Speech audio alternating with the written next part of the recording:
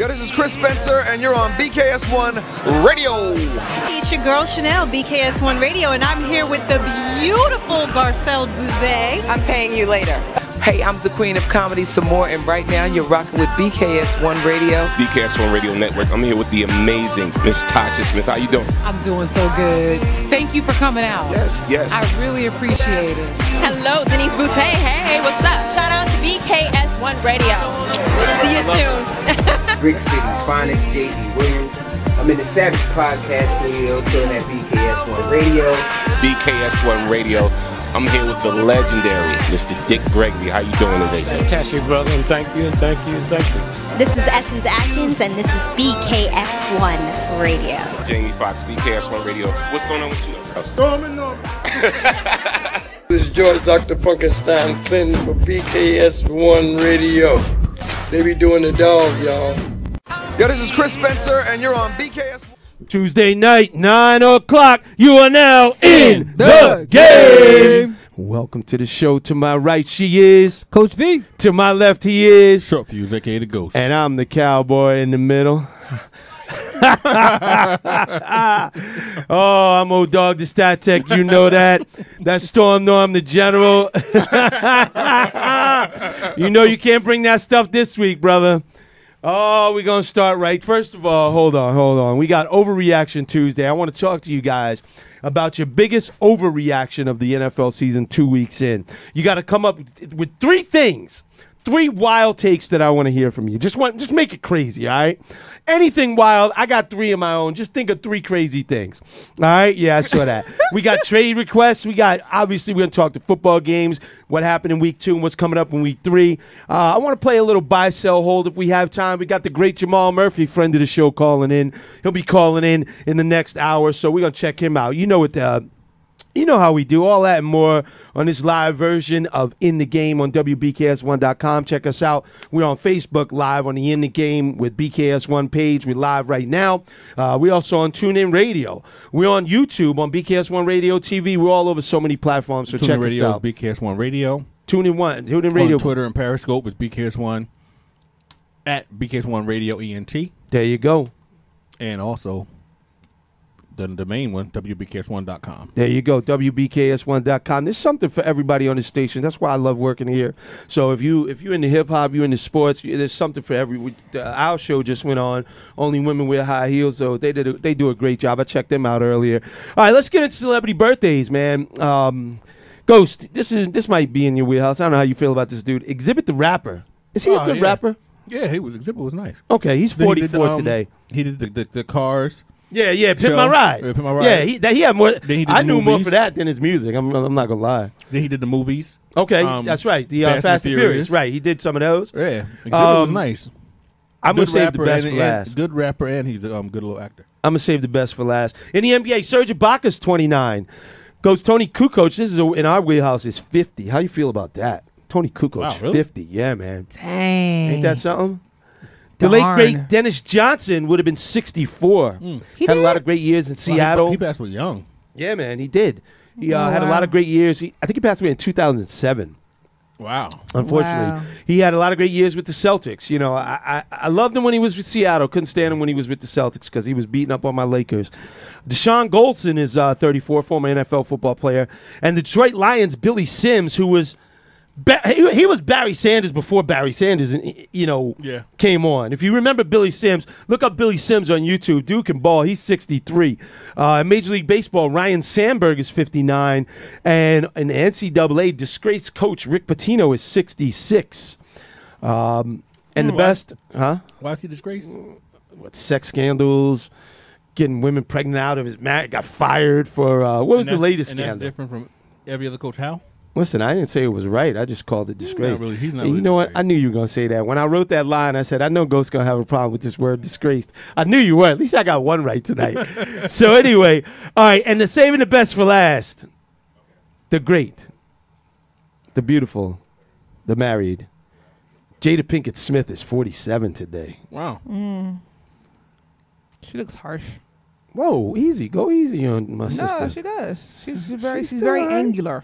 She does have some angular features. Very harsh. Yeah. Today in sports, let's go back. We're going to go all the way back to 1848. Baseball rules that the first baseman can tag the base for an out instead of tagging the runner. That came about in 1848, Ghost. What? 1848.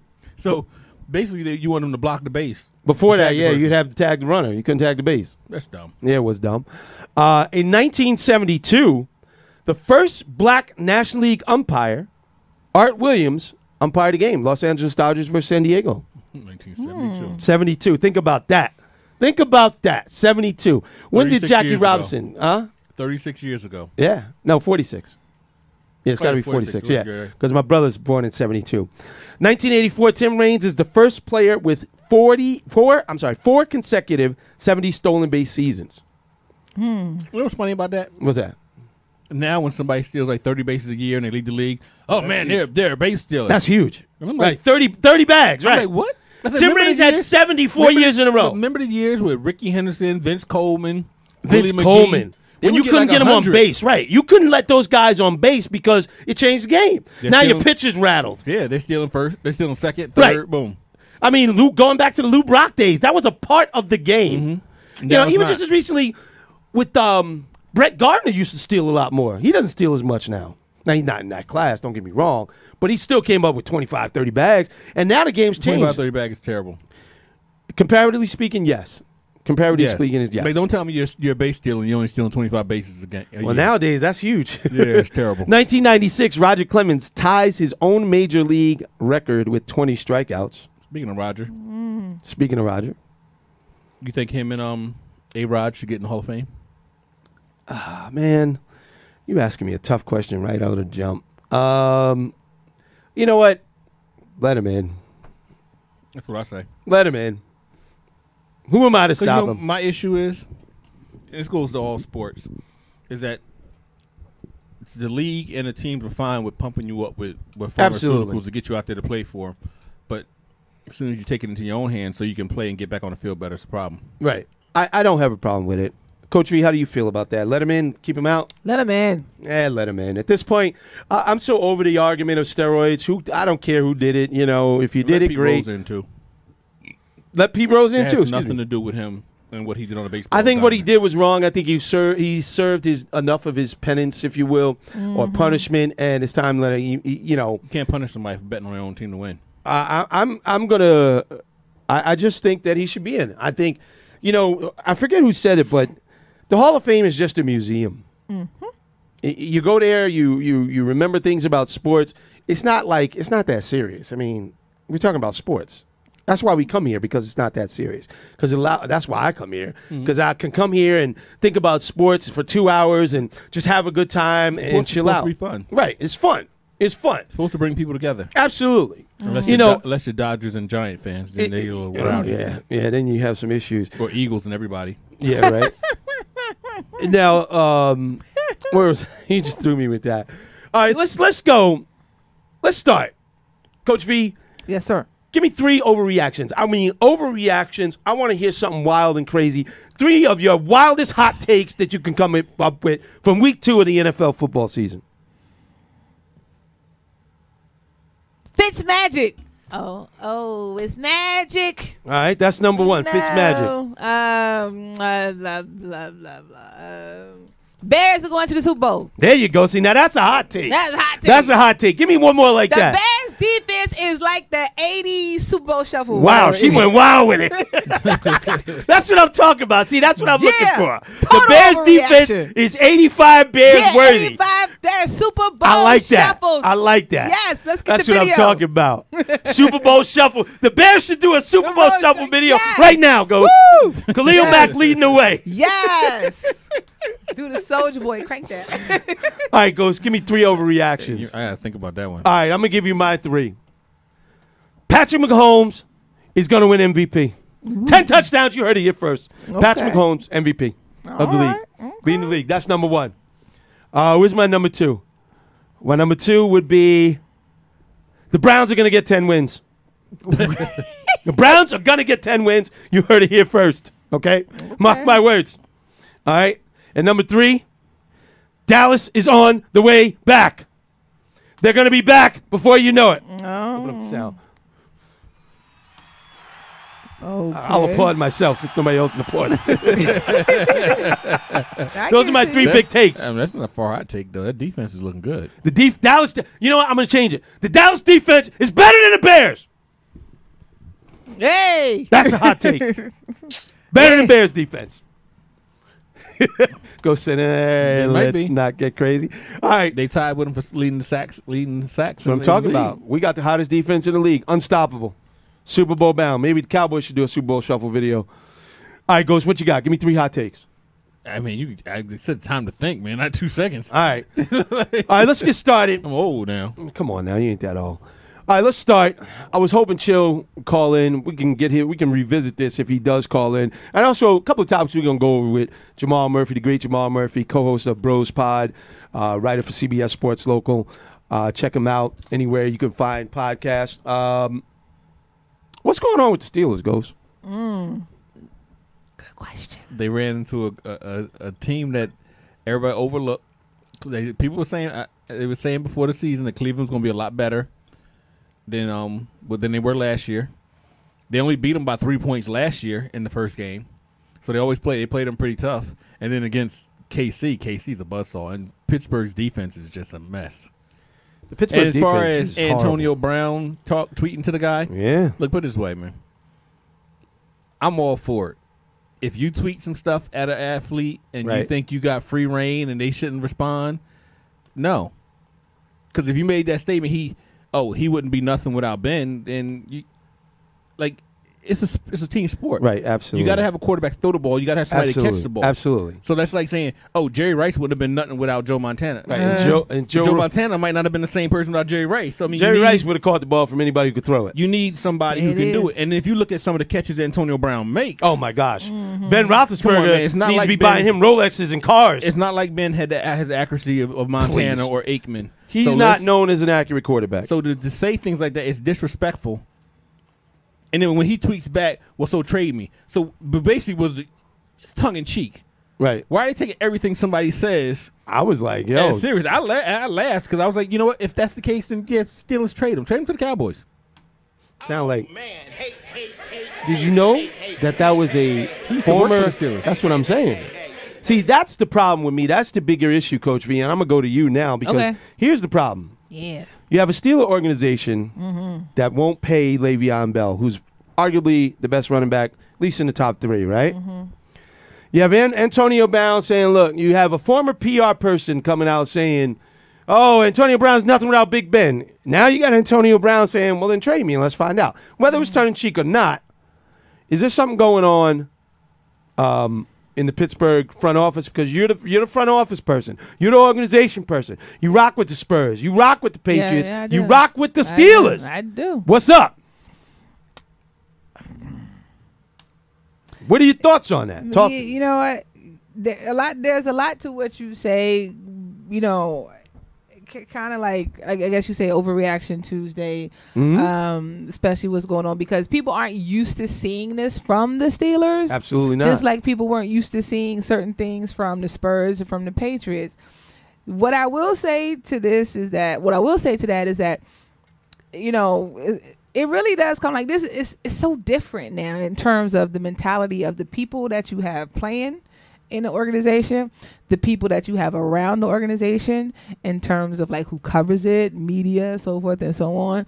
So that, you know, what we're seeing is just how people deal with things in a whole different mentality instead of like keeping things in house or instead of going and like, look, I got a problem with you. I'm going to come see you and talk to you about it and sit down. They'd rather play it out in public over social media so that this is just something totally different. However, the people that are in the front office, especially when you want to talk about owners and maybe some general managers or something like that, they are more quote unquote old school, if you will. So it's almost like you have a clash of generations, and this is how we used to do things. We've done these things for umpteen amount of years, decades in some places, and it's worked for us. And now we got these people coming in here who are different and trying to make a change. It's not that it's wrong, it's just that it's different, and both sides are going to have to come to a meeting place in the middle where, okay, you know, it's going to work for us and it's going to work for you. You're not going to get everything you want. We're not going to get everything we want. But at the end of the day, we can all come to some happy medium. And I think that's what's really what we're seeing. Not just with the Steelers, but with the Patriots, with the Spurs, and just in general in society. I think that's a great point you brought up as it relates to the changing of the guard, because when you look at owners, especially in the NFL, predominantly they are older white men. That comes as no surprise to anyone. And the players are predominantly younger black men. What's up, Mr. Harvey? Shout out to Drunk Falcon in the Facebook Live. What's up, Drunk Falcon? So you have this clash of generations, if you will. I think that's the best way to put it. You know, what does, let's say, Bob Kraft know about? I know he hangs out with Meek Mill and try to help Meek Mill get out of jail. And you see Jerry at the Jay-Z and Beyonce concert. Yeah. With Dez Bryant, no doubt. We'll get back to that. But it's not like they didn't have a relationship. Right, absolutely. Not good enough that he didn't cut him, but, you know. I mean, there's business in this friendship. Business is business. Listen, after a certain point, if business don't go well, sometimes business messes up the friendship. If it's not a strong friendship. That's fair.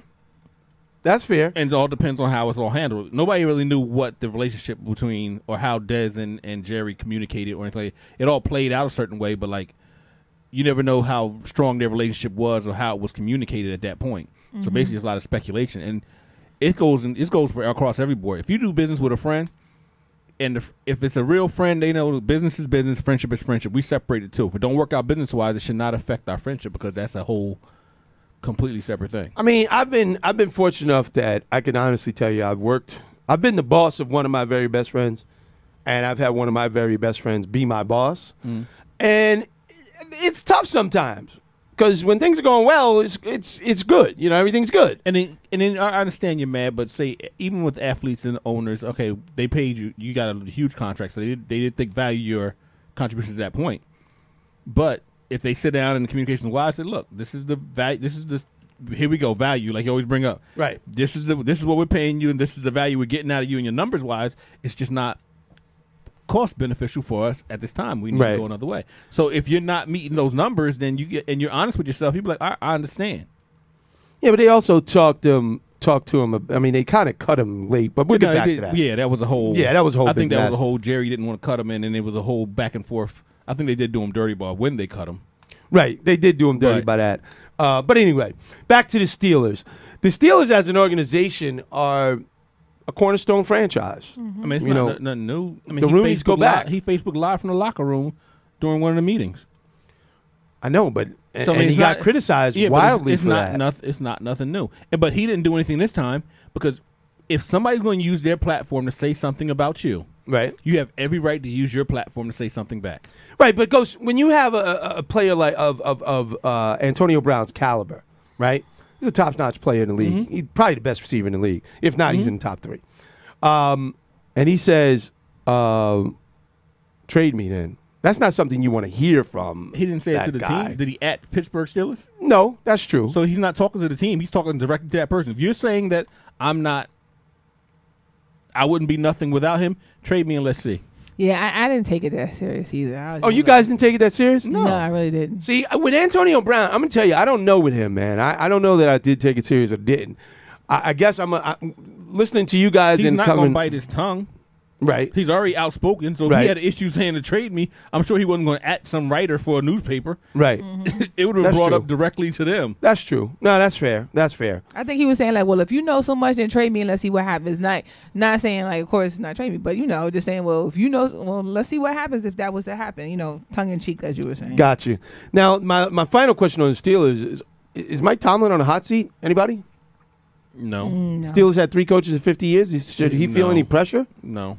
That's a crazy looking number. Yeah, I don't even know what that is. Use your real number when you come in. Stop calling unblocked and then using some panel thing. But is Tomlin on a hot seat? No? No. I don't think Not at all? I don't think with Pittsburgh. Pittsburgh hold on to you forever. No, but like Coach V said, things are changing. The world's changing. Yeah, things are changing with certain organizations. They hold on to you. I think things are changing. I think the Steelers are the one team to me that'll get rid of a player before they'll get rid of a coach. Yes. You agree with that? Like Yeah. they don't play those reindeer games. Well, I mean, Steelers don't have matter of players fact, that really act up. You act up where it becomes too bad. It comes like they got rid of Plaxico. You're going. They got rid of Plaxico. Yeah. They got rid of who else? Santonio Holmes. You become a distraction. Bye. And then, the funny thing about the Steelers. Wait a minute. If you become a distraction and you're not the quarterback, yeah. we're not going to go there. Yeah, we're not going to go there. They got certain people they're going to hold on to. Yeah. Well said, Ghost. Mr. Short Fuse over here brings up a valid point. If you're not the quarterback, you may not get treated with the same luxuries Big as Ben got other a long players. leash. Yeah, long. Yes. Now that you think about it, If you're going to hold everybody to the same standard, and by that standard, Big Ben got a leash that'll reach Mars. he would have been gone a couple of years ago. Anyway. All right, let's move on. We got but the Saints go down to the Chiefs. Pat Mahomes has a monster day. Ghost, what do you think about Pat Mahomes? 6 touchdowns, leading the league in touchdowns. I mean, I know it sounds crazy, Pat Mahomes winning the MVP, but if he continues on any sort of close to this pace, yes, he could be MVP. Oh, let's see. Why would it be hard? What defensive MVP? I agree. He can't be rookie of the year because it's second year though, right? Because it doesn't matter. Like he didn't start no games last year. He had a 97.3. I don't know what the technical things are, but he had a 97.3, 326 yards passing, 6 touchdowns, and 0 interceptions. And the crazy thing is, he threw 6 touchdowns.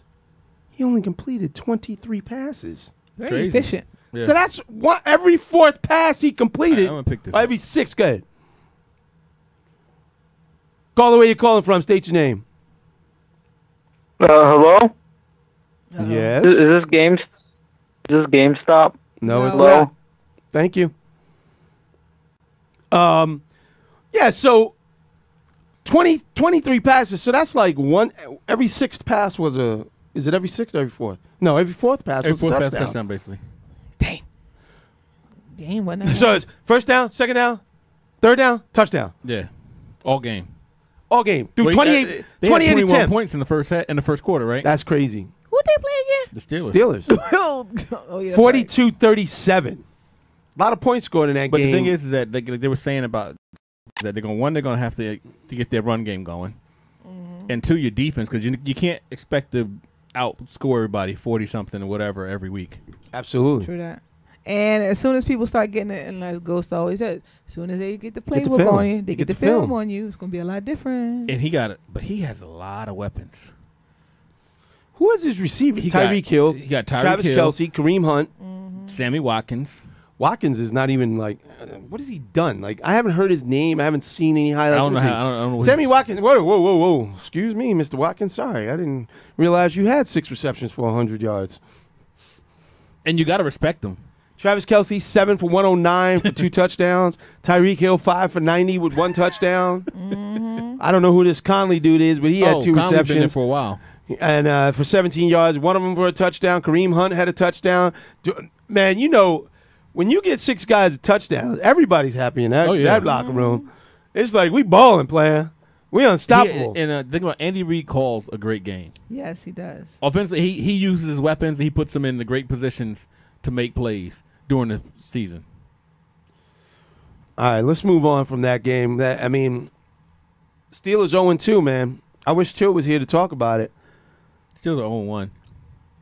Oh, that's right. They're 1-1. 0-1-1. Yeah. Sorry. A bunch of teams of that, right? Well, let me tell you something. All right, let me rephrase the Packers? it. Let me rephrase that. The Steelers have not won a game. Is that better? No. Yeah. So they're winless. I'll put it to you that way. That's not good going into the 3rd week of the year. All right, let's go into the Bears. Coach V, you talked about the Bears. Yes, the bear. Listen. How is it? The Bears. They may not be the 85 Bears. I got to get my accent. But Khalil Mack. Yes. Mack attack. Is a one-man wrecking machine. It's amazing how you could change a transformer defense, isn't it? But they already had good young players on the line before they added, but now you add that dimension. He is disruptive, as they say, as anybody I've ever seen in 2 games. This dude is just getting to the quarterback. I think it's because you see him more. Right. He's been that disruptive for the Raiders, but you didn't see him on TV that much. I was watching the game, and I thought it's exactly what I thought. I said, is it just because he's on TV the last 2 weeks? Because he's been doing this right. for a while. I can't imagine that all of a sudden he just turned around and became this superstar player. He had to have been doing that. He's been doing this for years. Okay. The 1 year with the Raiders, he was all pro at linebacker and defensive end. That's a damn shame. And then they go and trade him because they didn't want to pay the man. Now, here's the thing. Did you hear what John Gruden said? He wasn't the only one that traded him or something. No. Well, that's not what I was referring to. He said, John Gruden 0-2, and in a press conference, he said, Raiders need to find a way to get more pressure. With the Was that the I think I made a mistake? No. He did say, I do not regret trading him. But you can't now. Of course. Well, yeah. I mean, you're not going to say it because his ego too big. Here's what I have to say. But I just find it funny that you say, "Oh, we didn't have the money, but they had $100 million to give you." This is what I say to John Gruden. They's getting a check in another couple weeks. For $200 million. John Gruden. He's like, damn. You don't give up somebody of that caliber. What an ignoramus. And the funny thing about it is that you figured, okay, the Bears ain't going to be that great, so the picks are going to be high. The way the Bears are playing, you might be getting picked at the bottom round. That's what I'm saying. That's what I'm The saying. Bears. All right. Carson Wentz coming back. What was that? Ding. That was me. Oh. The Bears. Carson Wentz coming back. Should he be on any types of restrictions, Coach V? He's back from a torn ACL, torn LCL. My thing is, if a doctor clears you to play, then obviously if you're medically cleared, then you're medically cleared. But I think any good coach or if you call yourself a good coach, you're going to, keep a close eye and see and use your eye test and see how he's moving, what he's doing. And if you at any time suspect that he is not moving the way you've seen him move in the past, then obviously you would make some adjustments to it. But I think going in, they'll probably ease him into it, ease him in, let him get acclimated, let him get his sea legs under him.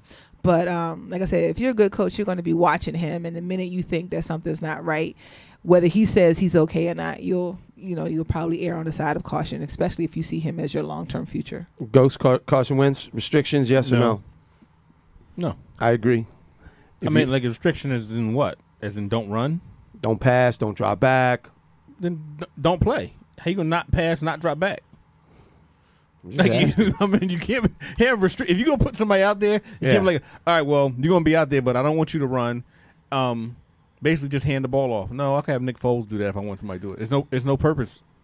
Yeah. Either he's ready or he's not ready. I agree. Either you're ready or you ain't ready. I'm gonna play this before we go. We're gonna take a quick break. Come back and talk more about the Eagles and their loss to Fitzmagic. This one's for you, Drunk Falcon. You big dummy.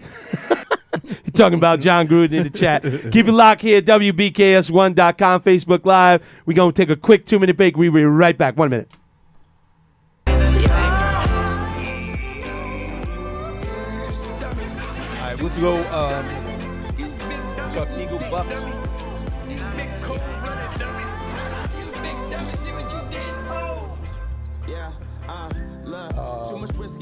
We go Fitzpatrick, then we'll talk about Patriots signing Josh Gordon. Browns almost win. Talk to Pat. We talked about Pat. It's magic. So I was patient. It's magic. To my niggas, Joe Namath. I'm still with the niggas that I came with.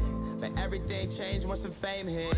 Make it up, take you down, have a shot, I bought a round, play my song. You like the sound? It's going down, it's going down. Let's drink coffee, watch passerbys, and prove to you I'm not the average guy. It's just my flaws that they magnify, and when it's real, you don't have to try.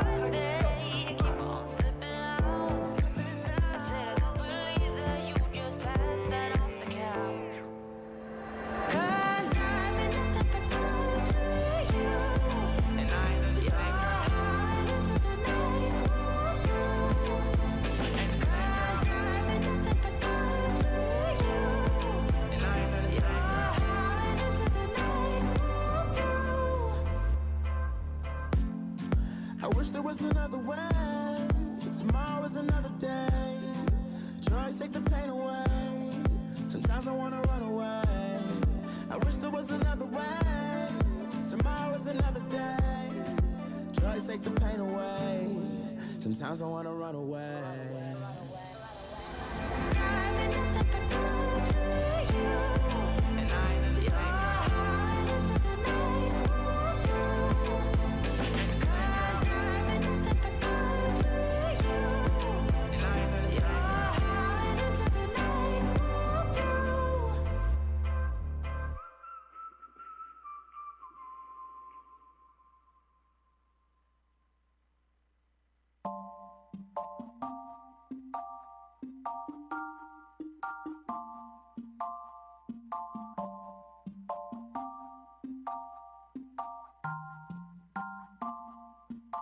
See, I don't know you at all, but I'm bout it. If you bout it, don't give a fuck if you're involved, cause I'm bout it. If you bout it, yeah. Don't act like you are doing a favor, but honestly, I swear you're my savior, girl. And I don't know if I'll see you later, so I'm bout it. If you bout it, yeah. My head has been spinning, I might need a minute. I've been dying to kick it, so just come with if you with it. And this game that we're playing, you want me but won't say it. If I told you I'm leaving, you would be so devastated. Oh, and I don't want no bullshit excuse, like you ain't got no time for me, as if that shit was true. Just tell me. All right, welcome back. WBKS1.com. You are in the game. To my right, she is. Coach B. To my left, he is. Short fuse, okay to go. And I am your host, Old Dog. We're doing a little football. You know how we do. Everybody loves football. It's that time of year. Oh, yeah. Hold on. Let me get this volume up. Love is a deep word. That is true. Ghost and I talk about this oftentimes. Like, how do you feel about football these days? Do you still have the passion for it? Shout out to Drunk Falcon in chat. Drunk Falcon, do you still have that passion for it? I know you're a passionate Atlanta Falcons fan. Do you still have the same passion that you used to have as a kid? Because I know I don't. I'm not going to lie. I still love sports. But as I've grown older and learned more about the business of sports, it's kind of jaded my opinion. I was telling somebody a while back, I said, I'm less of a sports fan now than I've ever been in my life. And that scares me because, but on the other hand. I'm less of an NFL fan than I've ever been. Well, I still like basketball and I still like baseball. That's interesting because here's what I say about that. I love the sport of football. I think it has value. I'm not exactly sure how much value it has, but I think it has value for young men. I think it teaches valuable lessons. I think it teaches teamwork. But to that point, did you guys hear what the I don't know exactly what I'm not gonna. Don't quote me on this, all right, folks. But there's some advisory panel for the NFL, and they are saying it's made up of some NFL players, and they said they're going to boycott future Hall of Fame ceremonies if they don't get lifetime health care or some or health care. Health care and some pay. And pay. Healthcare and salary. Which I didn't realize that, in baseball you do get lifetime health insurance. Really? In baseball? That's what they were saying. You do. And in football, you only get it for 5 years after you stop, and then it's no more. The football union is the worst union I've ever seen in my life. The football union needs to just disband. Like, how do you?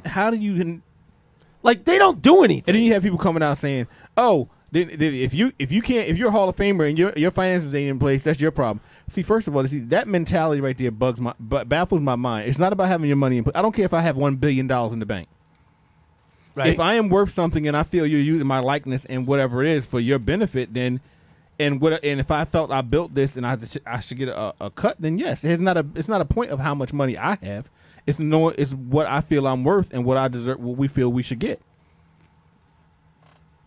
Here's the problem. And I don't know which side you stand on this. I'm gonna ask you this, Coach B. Mm-hmm. Last week or before week 1. Yep. The Steelers, Le'Veon Bell was supposed to come in. Yep. Marcus Pouncey says he'll be on Wednesday. I have no doubt. Some people say that they feel like Le'Veon Bell told him he would be on Wednesday. He doesn't show up. Mm-hmm. And it seemed like everybody turned on him, his offensive line. Mm-hmm. Turns out 2 of the guys that were making comments were player reps. They were the Steeler player reps for the union. Okay. Now, you wonder why your union don't get no win negotiations. that's number one, right? How is the union ever going to be strong if you can't get play? Right, you going against your own teammate in what they call the ultimate team game. My thing is, you can go against him, but do it behind closed doors. Talk to him off camera. Now, here's the flip side of that. Don't show weakness outside. Here's the like Sonny. Never go against the family. Never go against the family. Don't you ever go against the family. Don't ever go against the family.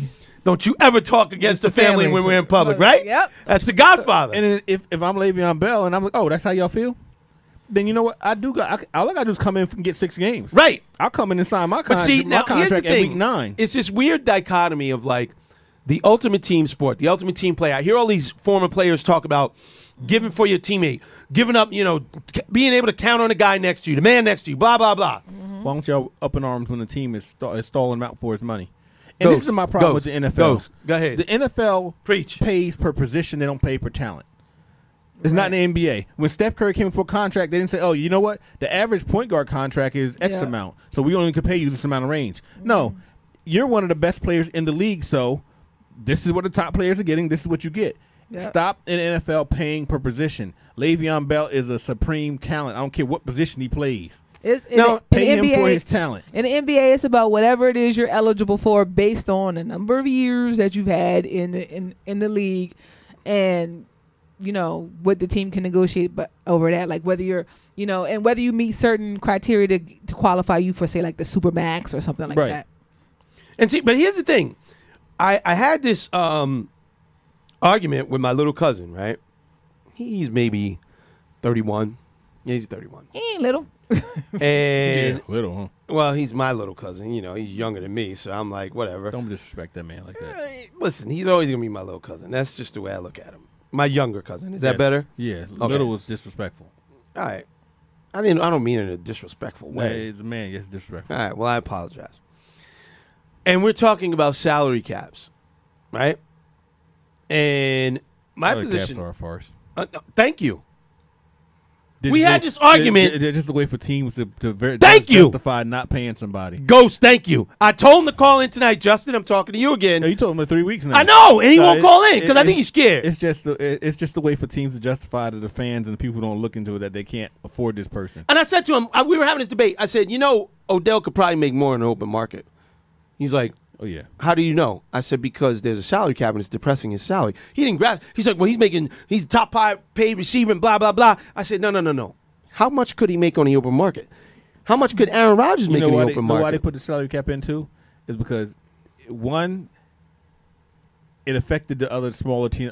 Smaller owners couldn't get the top players because then you're gonna have the teams like in L.A. and Chicago, New York, who had endless pockets, right? Being able to go out there and buy all the top players, right? So it wasn't to help the players. Because if you're saying this is all we can spend, you're capping player salary. Right. That doesn't help players. No, not at all. And that's what I try to tell them. If each team got $200 million, you'd be like, well, Odell, I can't really give you 30. I know you're worth 30, but that'll be over a third of my salary cap. So I got to give you less. And see, my thing is, I could care less about the owners. I don't enjoy the game because the owners never did one thing to make me happy. Yeah. I watch the game for players. I want all players to get paid. And the contracts are basically built for the owners because they can cut you after a certain point and not be on a hook for it. But the coaches are fully guaranteed. Not even cut you, but if you don't dress, if they decide not to play you for that week, guess what? You're not getting your check. Listen, and I've heard stories. You don't get a check because they were talking about Sam Bradford is where now? Arizona. So they were saying like how bad he was playing and that they need to put in Josh Rosen. And it was like, well, if they don't play Sam Bradford, they'll be basically saving like $500,000 a week or something like that for whatever his salary. So I was like, hold up, if they're gonna be saving that money, that means he's not getting a check. And unless he got per game bonuses. And then I look back. If you don't play, if you don't get dressed, you don't get paid. Because when Vontae Davis. When he, we talked about that. Don't bring that up yet. Hold on. But they said because he. Don't bring that up yet. No, bro. Don't bring that up yet because we're going to get there. You see, it's right on the list. It's right there. We're going to get there. We're right there. All right, let's jump because Coach be chomping at the bit. All right, let's go. Let's talk about the Eagles and the Bucks. Do the Eagles have anything to worry about, or should they be okay with Carson Wentz coming back off an injury? They lost to the Tampa Bay Bucks. And my backup question, are the Tampa Bay Buccaneers for real at 2-0 with Ryan Fitzmagic? Are the Tampa Bay Bucks for real? Yes. The record says they're for real. You are what your record Do you says believe in you them? are. Yeah. Why wouldn't I? Coach V? Do I believe in them that Ryan Fitzpatrick does it everywhere he goes? Doesn't he do this every play, every Yeah, time? yeah, and then he gets- He goes out and Yeah. has The 4 first or year- 5 good games, No, blows it up. he'll And then he play gets great the another first year. contract. And then he gets another contract. Think about it. The year he was with Buffalo, he was off the chart. Yes. What do you have, like 35 TDs Then or he went to something? the Jets. He was off the chart. He's good for 1 year. And then he'll get And that then next- after that year, he's going. He comes back down to earth. But this is not out of the norm for Ryan Fitzpatrick. But why can he not do it multiple years? But I'm gonna tell you why I think he might do better here. Why? If you looked at when he was at Buffalo and the Jets, he did great when it was warm. Remember we always said about the arm strength and this and that True. when it got cold True. and this and that. You're in Tampa. That's true. Let me see. He had, with Buffalo, 23 touchdowns and 15 interceptions. And 24 touchdowns, 23 interceptions, 24 touchdowns, 16, then 14 and 12 with Tennessee. He went with the Jets. He had 31 touchdowns against 15 interceptions his first year with the Jets. The first year with teams, he does great. And then He's already has 8 touchdowns right now against looking like Conor McGregor. 1 interception. Yeah. Came out in the Conor McGregor that, suit. That press conference was that hilarious. That made me more a fan of him. They're like, Yeah. is any of that stuff on you? The chest hair is mine. Yeah, that was I saw that. Yeah, that was good. That was good. I ain't gonna lie. I saw that we gotta stay picture. I humble. was like, hold up, let me clean my glasses again. What? Who's this now? Let me. What? He said, yo, No, it we was gotta the stay humble chest hair, and know how to handle winning. I was like, yo, No, he this won is that. a great interview. I started cracking up. Yeah, he won that one. All right, so I don't think fans of the Eagles. They be all right. I don't know if the Eagles are going to be all right. I wonder what the Eagles are going to be. In my mind, the Eagles should be 0-2. They should have lost to Atlanta. Atlanta doing what they do, what Atlanta does. Screwed up. Sorry, Drunk Falcon. That's what Atlanta does. They lose games. They should win. And they had that game. They had plenty of opportunities, but they never closed in and capitalized on the ones that they needed to, and thereby, unfortunately, they lost the game. Unfortunately for me, because I'm a Cowboys fan and I want the Eagles to lose every game from now until the end of time. That's the truth. I mean, people look at me and I'm like, I don't care about any team but my team. Of course. I don't care. I want every team to lose every game. I don't care. As long as you ain't in my division, you can win all your games. Just when you come up against my team in the Super Bowl or the World Series or whatever, I want you to lose. But I don't know what the Eagles are yet. We're going to see if Carson Wentz can or let me rephrase that. We're going to see if Carson Wentz can duplicate his success. He had, 33 touchdowns last year, Ghost? Yeah. Something ridiculous like that. Was on his way to potential MVP and then got injured in the Rams game. We'll see if he can come back. Now, in a curious move, the Patriots signed Josh Gordon. Coach V, I'm going to go to for him. Huh? Traded for him and signed him. Well, they traded for him. I'm sorry. Coach V, I'm going to start with you because this is your organization. This is right up your alley. Yes. They signed a guy who hasn't played in what? How long? When's the last time he played? 2013. He played first game. He did play for the Browns? Oh yeah, he did. Yeah, he played did. still. Had He did. touchdown. He One did I didn't even good. see that. touchdown. He did I didn't even good, see too. that. Okay. So he's played one game in how many years? 2? 3? 2 basically. Okay, 1 and 2 years. He hasn't been as good. The only time last time he was good is 2013. What did they get? What did the Patriots get? And is it worth a shot or not? Well, for as cheap, it's really no risk for the Patriots because they got him for like super duper cheap. I mean, Fifth round pick. really bargain basement.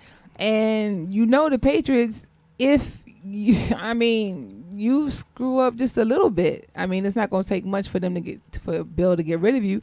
So I think that, and a friend of mine was talking to me because I was like, when I heard this, I was just like, what? I was like, well, but what does Bill know that I clearly have not seen?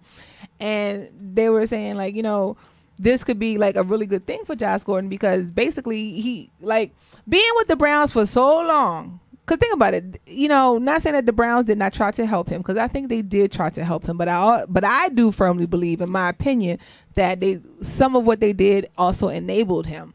That I do believe. So I think that now being in the type of situation that he's in now, knowing what he's going to know about, look, this is a no nonsense place. You know, you a minute late.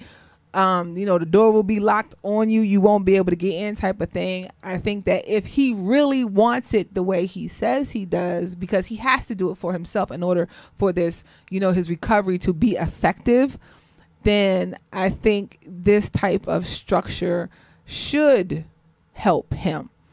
And if he has anything left in the tank, as they say, then, you know, he could do great things. Anything is possible. However, if those demons have not been conquered, or he has no control over these demons, it could be a cluster. Ghost, your thoughts on Josh Gordon going to the Patriots? I think it's a good move. You think it's a good move? Mm-hmm. They have no weapons besides Gronk. Mm-hmm. Now you won't be able to double Gronk, and then when Edelman comes back, you're gonna have to pick your poison. Mm-hmm. And he ain't So, the only one. He ain't the only worth one a who shot? smoking weed. Listen, he the only one that got caught. Mm. And I Okay. don't care about you smoking weed because you pump these players up with your legalized heroin. Yes. So say miss me with the weed thing. And I think he's a great talent. Mm-hmm. And as long as he can have the talent and he can put it up the numbers, he gonna get chances. I mean, I'm not even so much concerned about, you know, 'cause I mean, I have my strong feelings about drugs in general and weed. But I think that also his thing wasn't just that, he was also alcoholic. So there are some other things other substances of choice that he was abusing. Alcohol and everybody drinks. They abuse alcohol in the parking lot. I mean, I get it. Some of the fans. Oh, geez. So, and then speaking of that, even people who sit at home abuse alcohol. Everybody drinks. I mean, I get it that they abuse alcohol, but I'm just saying, like, it's never been really proven conclusively that someone gets addicted off weed or something like that. But the addiction with alcohol is high, right? And I just think that, I know a lot of people take the marijuana for the pain, and it has, there's medical things that prove that it can be good for you. Absolutely. But it's just the alcohol and the other substances that he's abused. I'm like, yeah, that could be a real situation for him. Well, I mean, I wish Josh Brown well. Josh Gordon. Sorry, Josh Brown. Josh Brown's a kicker. I wish Josh Gordon well. I mean, in terms of his own success. I don't wish him well in terms of the Patriots' success because, like I said, I care about my teams. But I think it's worth a shot for the Patriots as an analyst. I think it's a smart move. We got a caller. Let's see what the caller's calling in, see if it's legit and whatever. Caller from the 973. State your name. Where you calling from? You're in the game with BKS1 Radio. Hey, this is JB on Sports. And I'm calling in. My name is Joyce. And I was listening to you guys talk about Gordon. And there was something that you guys were saying about him being picked up by Patriots. Yes. They need it. But every single person who we thought was going to be a problem child, when they went to New England, that curse was lifted. It happened with Chad. It happened with when Randy Moss went there. Everybody changed their colors when they go to the Patriots. So I don't really think he's going to have too many problems with him up there. Do you think that's the 'Cause Belichick? remember, there was. Do you think that's the Belichick effect? Do you think that's because of Belichick, the Patriots as an organization? Is it Tom Brady? What makes these so-called problem players, when they get to New England, all of a sudden change their ways? Well, because, one, they've won so many championships, right? And every championship they've won, we got to think about it. Branch, remember Branch was a receiver there that left. And, because he was, doing pretty good in New England, he left, got that money, and he was garbage where he went. So, I mean, they have a way of just making players better, and it doesn't matter who it is. They're a really good example of the next man up. Like, when you see injuries and things happen in New England, you're not really worried because they tend to have someone that you've never heard of step up and do what is necessary. So everybody's expendable. So the Randy Mosses and the Chad Johnsons, they're not coming there like they're like in their prior teams. They were the man. They were this. They were that. Everything was about them. It's not about them there, and they don't get a chance to talk to the media. So they don't have a chance to kind of get all riled up with the nonsense that goes on in these other cities. So, I mean, the person that I thought was going to have the biggest problem was Chad, and Chad was a model citizen when he was playing for New England. So I just think Gordon's going to have that. It's going to have that same effect on him too. I mean, I think with the Patriots and why it's always the next man up because they draft and pick players that fit their system. Right. They don't really go out for the whole superstar. They might pick one or two here or there that they might sprinkle in, but a majority of their players are picked for their system. Yeah, they are. But these other players that are, because you got to think too, when Chad went, when Randy went, they were on the tail end of their careers, but still very effective. Gordon is still a great receiver, and New England's going to pick him up because they have a no-nonsense. They'll cut him. I mean, they don't need him to the point where they're going to let him destroy what they have going on there. That's what I was going to ask you, Joyce. Let me jump in here. Let me ask you this before I let you go. Do you think that when you go to New England, it's almost like, if you don't get right with the Patriots, it's pretty much over if you're a player. Is that something that you think have an effect? I definitely think so in regards to that, yes. I thought they were going to make a play for Dez, but that didn't work out. But there was some talk about that. But I don't think Dez would have been able to fall in line yet. All right. Hey, Joyce, we appreciate the call. Keep it locked and give us a call anytime you want because I love your opinion. I love listening to you. So keep it locked, all right? All right.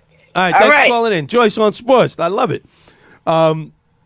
Now, what a great opinion. I agree with her. Like you said, Coach V, it's something about the organization that when you get in there, you walk through those doors, like Joyce said, you see those championships, you start saying, hey, this might be it for me. Let me get my stuff together before. But it goes to, too, though, when you go to a team who has that big star already.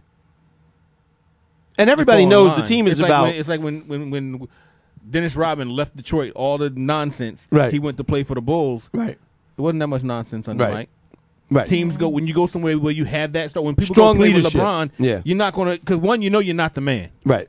I was about to say, and that team is about Tom Brady. Yeah. So about Tom Brady and then the coach. Yeah. Tom Brady and Belichick. Yeah. Correct. So a lot of players who have that issue somewhere else, when you go to somewhere who has that thing, they don't do that. Like Steven Jackson. I love Steven Jackson. I do stacks. When he went to the Spurs, I mean, you had Tim Duncan there, you had Popovich. They got that presence. You're not gonna go there and act up, right? Because it's gonna really look like you got a problem. Like you're the problem. Oh yeah, you can't come in here messing up. We got what we have. They're not gonna put up with it. Right? No, you're right. And the one thing Deion said is that he just hopes, like the talent wise, Gordon can play anywhere because he's one. If he's on the field, he's probably one of the best receivers in the game, as far as like the speed, everything. Right. But he has to pick up the nuances of that offense quickly. That's and because he was saying, Tom Brady's 40 years old, he ain't got time, the patience. Like you need the hot routes and all that, so he has to pick up the playbook and all that fast because you're coming in game 3. So you got it's going to be a time. It's going to be a time thing for them to pick it up. The crazy thing is, if he can get back to his level of talent, forget about it. I mean, he did. What do you have? Like 1,400 yards, 1,600 with Brandon Whedon throwing him. He led the league in yards. Brandon Whedon. He carried me to a championship in fantasy. Go ahead, Josh. But so if he picks it up, that offense just became more dynamic. Absolutely. All right, keep it locked. It's time for a break. We're going to take another quick break. We come back, finish up with the NFL. We have the great Jamal Murphy calling back in. Find out. Ghost, can you think about this, folks? Drunk Falcon, can you name, and don't Google it, the only 2 players left over from the 2000 draft, 2000 NFL draft? Can you think of those 2 players? We'll be right back on WBKS1. You are in the game. Keep it locked. Go.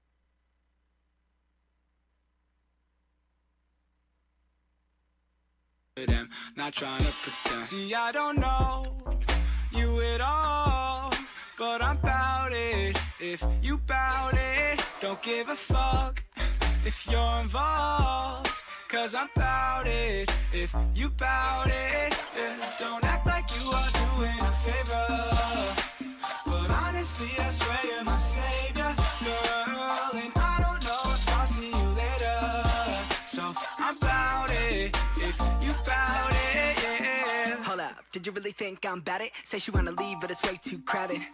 But I'll vibe with you, I'm playing games, I ain't trying to lose. And if I take you back, I'ma kiss your neck. I could be your now, I could be your next. I could be the one to relieve your stress. When we talk about sex, she unzip that dress. Bless, maybe one day I could take it. Give it to me, cause I'm tired of waiting. I'm like the latest, #1 play on your playlist. Don't trip if these other girls play it. And I don't like to fight, you the type that I'd like to wife. Guy feeling like life is nice. At the movies eating Mike and Ike's. And if the price is right, then I guess I'm bout it. See, I don't know you at all, but I'm bout it. If you bout it, don't give a fuck if you're involved, cause I'm bout it. If you bout it, yeah. Don't act like you are doing a favor, but honestly I swear you're my savior, girl. And I don't know if I'll see you later, so I'm bout it. If you bout it, yeah.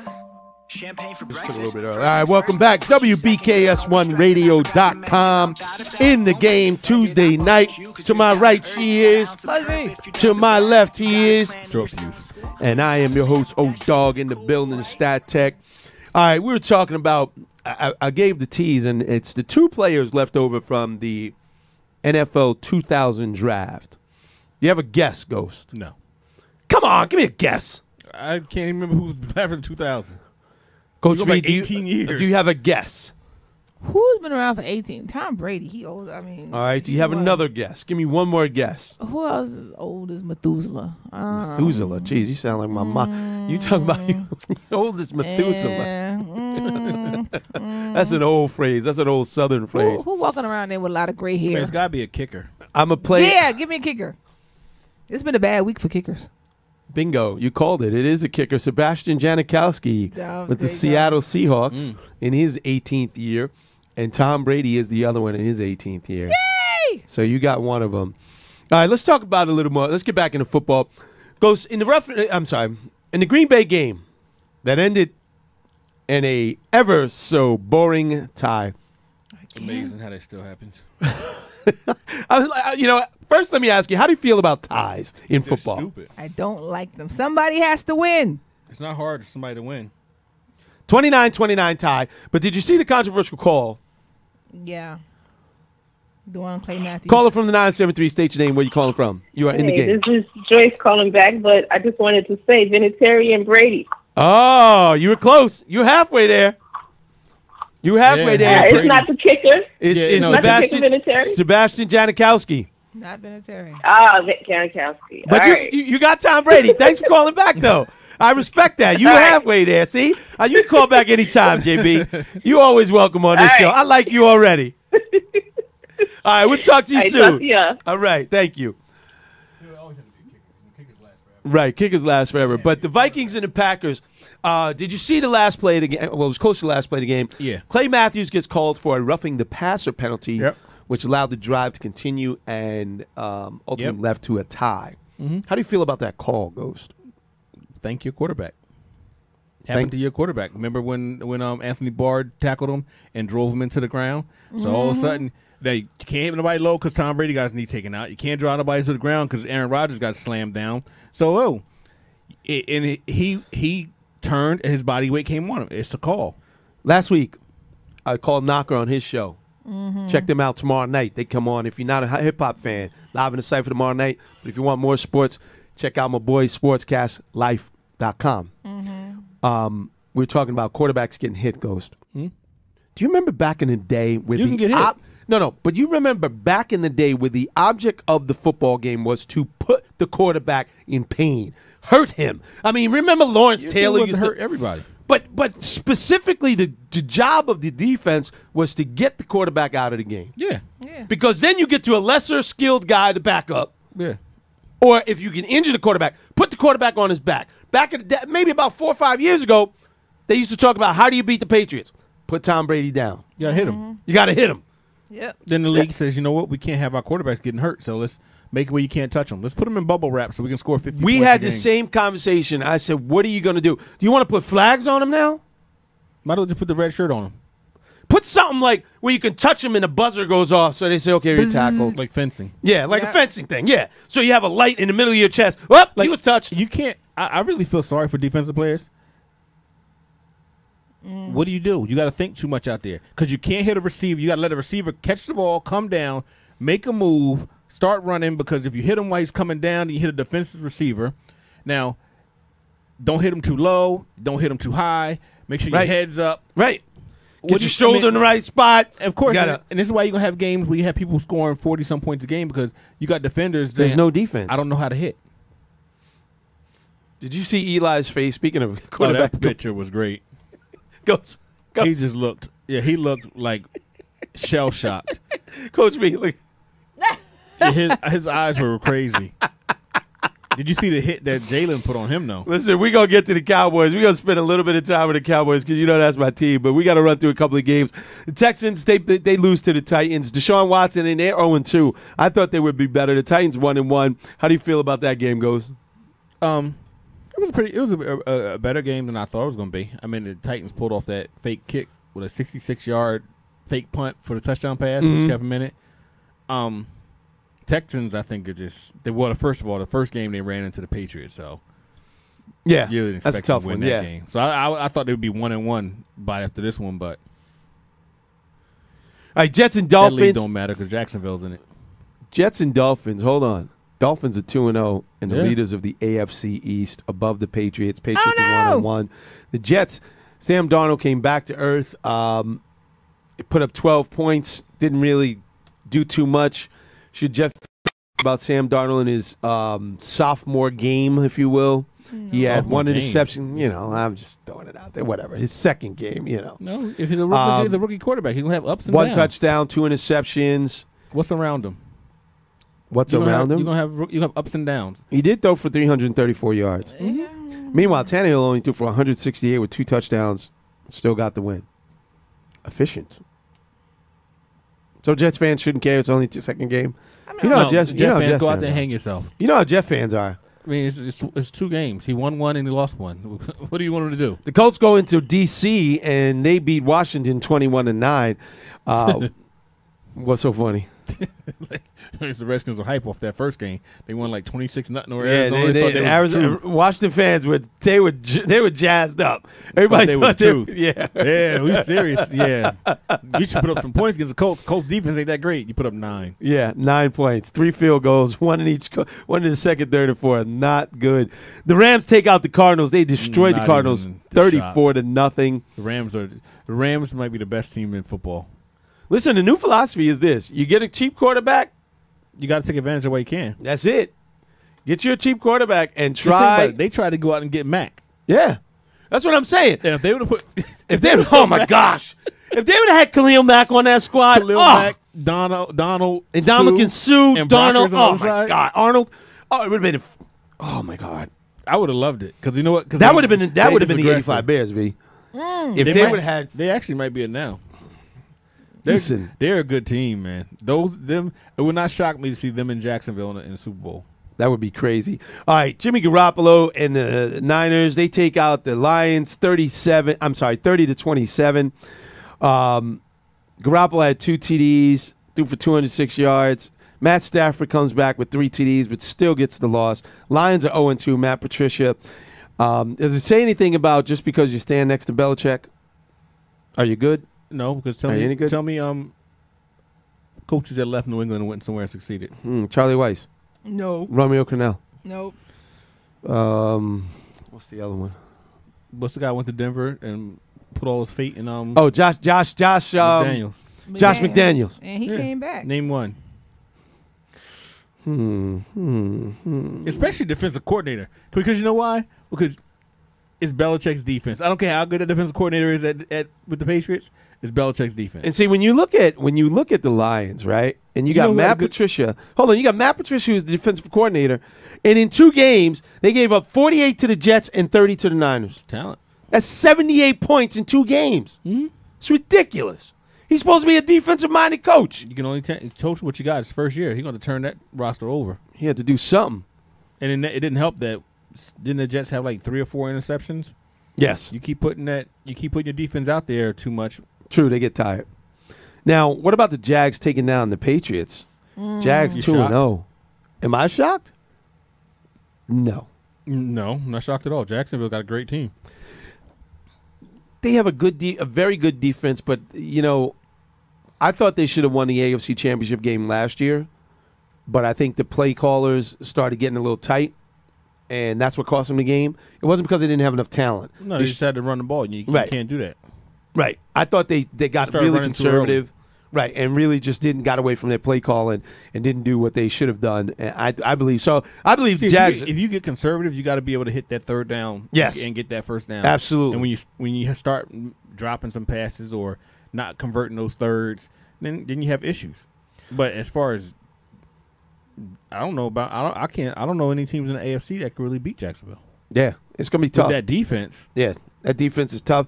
Jalen Ramsey talking all types of mess. He said he Gronk might not even be the best cornerback on the team. He's like, Gronk ain't that good. He shut him down. Shut him down. Shut him down. All right, let's talk about the game of the week for me. Cowboys Giants. Oh, good Lord. What do you mean, good Lord? You gonna go to that one and didn't go to other ones after that, or you gonna talk about this one for a while and then? Wait, that was it. What other games we got? We covered pretty much all of them. What other games we got? We covered Vikings, Packers, Titans, Browns, Saints. You can cover the Bills, Vontae Davis. And yeah. I forgot about that one. I know. Yeah. I didn't even see that one. Hold on. You really didn't cover the Eagles. No, we did talk about the Eagles. We talked about Fitzpatrick. We did talk about the Eagles. Yeah, we talked about Fitzpatrick. We talked about the Eagles, Carson Wentz. We talked about Atlanta. Oh, that's right. Atlanta and the Falcons and the Panthers. Drunk Falcon. Shout out to Drunk Falcon. What about I expected them to win at home, coming off a tough loss from Philadelphia.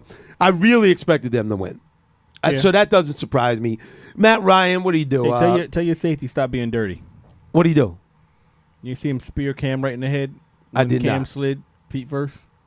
Cam Newton had 335 yards passing, 3 touchdowns, 1 interception. Matt Ryan, 272, 2 touchdowns, an interception. Whoa, Cam. 1-1. Yeah, both 1-1. So Falcons going Falcon. Yeah, they're going to choke. You said what? Falcons going Falcon. They're going to find a way to mess this up. Okay. They found a way to lose the Super Bowl. Sorry, Drunk Falcon. They're going to find a way to mess up this season. Falcon going Falcon. The Falcons going Falcon. Talk about Tina just what? They just got weak. Like, I don't even talk about the Super Bowl. It just hurts me, and I ain't even a Falcon fan. You know, that game really ticked me off because I didn't want the Patriots to win. The 22-yard line. You remember when Drunk Falcon called up? And to his credit, caught a great catch. Oh All my gosh, one of the best catches. Not mess up and kick a field goal. That was one of the best catches I've ever seen. Yeah. I mean, he was toes down, fully extended, over hanging out of bounds, pulled the ball in. I said, "Oh my gosh, they're on their way to the Super Bowl." And you know, they really should have won the game 1 against the Eagles too. If we talk about the first game, that's what I said. They had trouble scoring from inside the 10. I said that. They should have won. The Falcons could be 2-0. Yes, very easily. Coulda, shoulda, woulda. Let's talk about the Bills and the Chargers. Chargers go into Buffalo. They beat them 31-20. That's not the story. The story of the game is Vontae Davis. Now, can I just say about him? Hold on. I got to set it up. Give me a second. And you can knock him down. Vontae Davis goes in at halftime and does not come back out. He goes old school Roberto Duran, no mas, I'm out. Go ahead, Coach Reed. The floor is yours. So what I wanted to say about that is, like, if you read his statement, you totally get why he retired. Why? And because he was saying, like, I've been playing this. He said basically he was saying how he played this for over 10 years. The pain he's been in. The pain, the multiple surgeries, the pain, the injuries that he's had. And he said, this is not what I thought, the NFL was football was supposed to be for me, at this point in his life. And he said, I just realized that, he said, when I was on the field, it just hit me hard and fast that I can't do this anymore. Like, I can't do. So and from that aspect, I get it. Because sometimes it does hit you like all of a sudden. You be like, whoa, I just don't, I can't do this right now. But the way he did it is, I was not a fan of it. Even though I fell out laughing when I heard, when it came to my attention. But the point is, because he played till half, he got paid. Because he got paid for that game. Had he retired earlier and said, because that coach, look, I can't do this. That could have opened up another spot for somebody else. Somebody else could have moved up from the practice squad. Somebody else could have got a paycheck that day. But they all got paychecks. Selfish. No, not. Teams are selfish. Hold on. You consider it selfish, right? Well, I just think I do, because it could have opened up an opportunity for some other people, especially if. I mean, I understand it finally hit him at that point, but I am of the mind that he probably has some serious inklings that was the direction that he was going. Ghost, your thoughts? Hey, I'm for it. If he felt that was it, he didn't want to do it no more. People quit during the middle of the game and still go out there and just go through the motions. Why go through the motions if your heart ain't in it?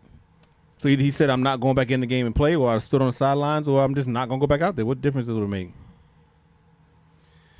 Yeah, Bills linebacker Lorenzo Alexander said he's not coming out.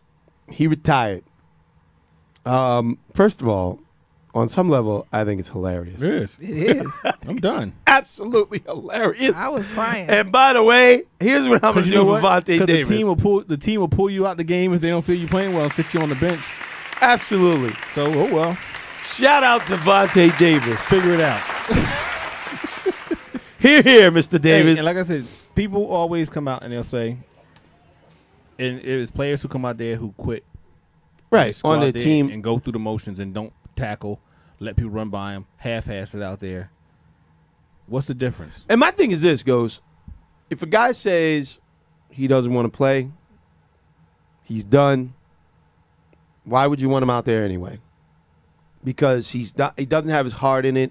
Mm-hmm. He doesn't have his mind in it. Hell, he might get you or somebody else hurt. Get himself hurt. He'll get himself hurt. And the guy clearly, obviously, nobody's ever seen a player retire at halftime. Now, you got, They probably retired. People have thought about it and probably was like, yo, you know what, I'm done. But they just never. They never executed that plan. Right. I mean, I'm sure there's been players that thought about it, but not like this. And now, who was it? Damian Woody, former Patriot, former Jet. He won a Super Bowl. He said he would want to fight Vontae Davis. Fight him for making the decision he wanted, huh? Because he felt like, and I think Lorenzo Alexander felt the same way, where he said, Lorenzo Alexander said he disrespected the game, disrespected his teammates, disrespected himself by quitting at halftime. He quit on his team. What are your thoughts on that aspect of it, Ghost? You don't want to fight him because he quit. The man made his own decision. You ready to fight a player and don't play him? Would you have fought Belichick because he sat the best cornerback on their team in Super Bowl?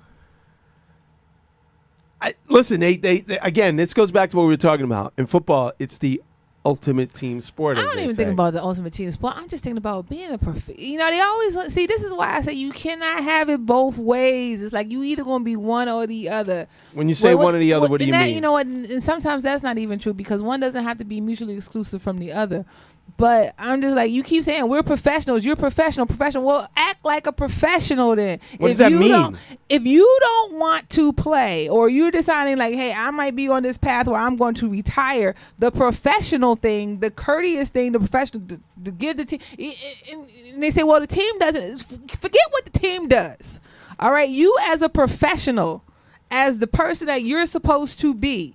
If that is what you feel, there is a right way and a wrong way to do stuff. So go ahead and say, look, coach, I just don't think I can do this. That's what he did.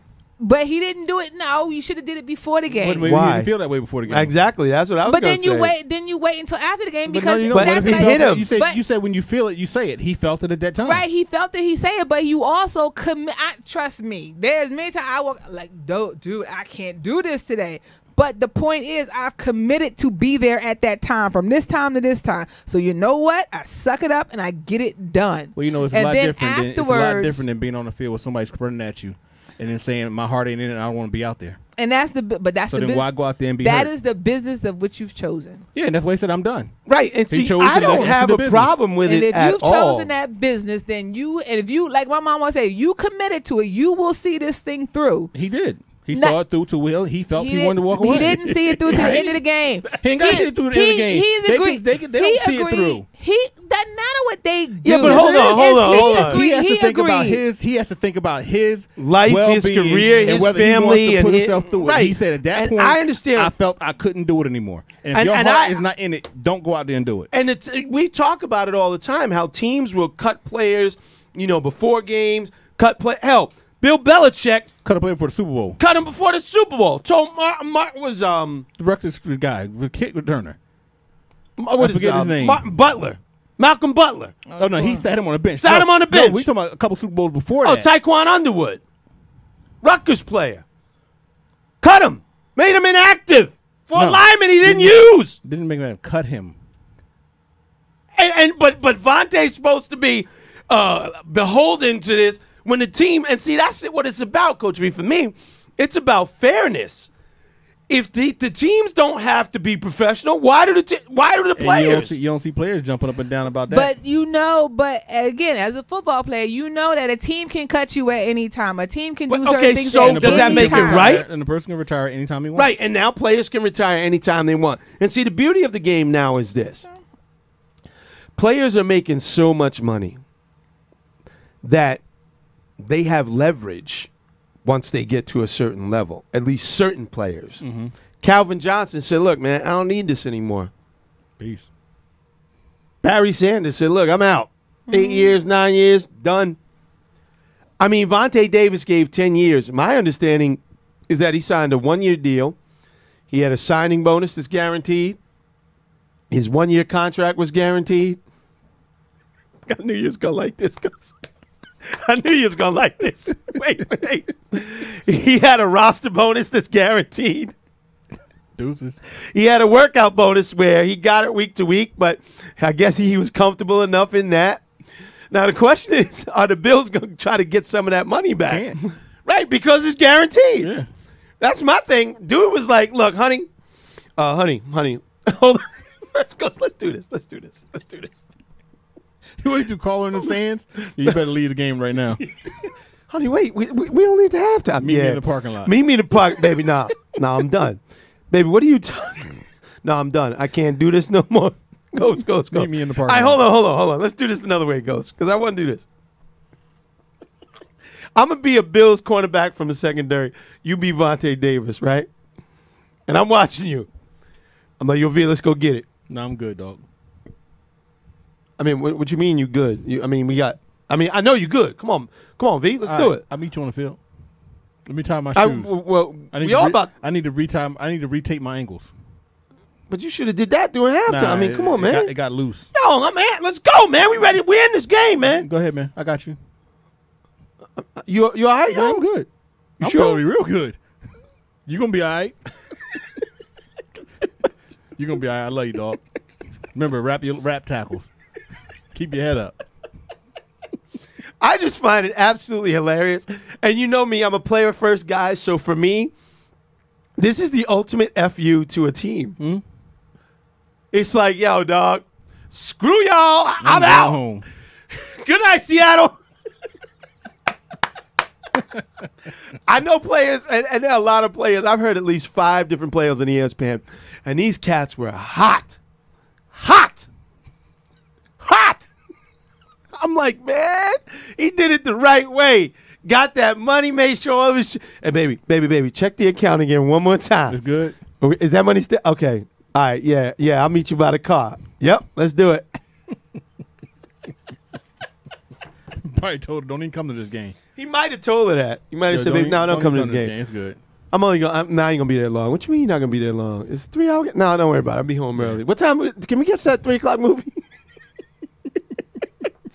I wanted to see that movie. What, babe? You got a game? Yeah, no, don't worry about that. I'll take care of that. That's like y'all athletes mad. I'm fascinated by athletes being mad because, again, for me, teams make so many demands on players. And I know we're having fun and we're laughing about it because it is funny to me. I'd love to hear some other people's opinion.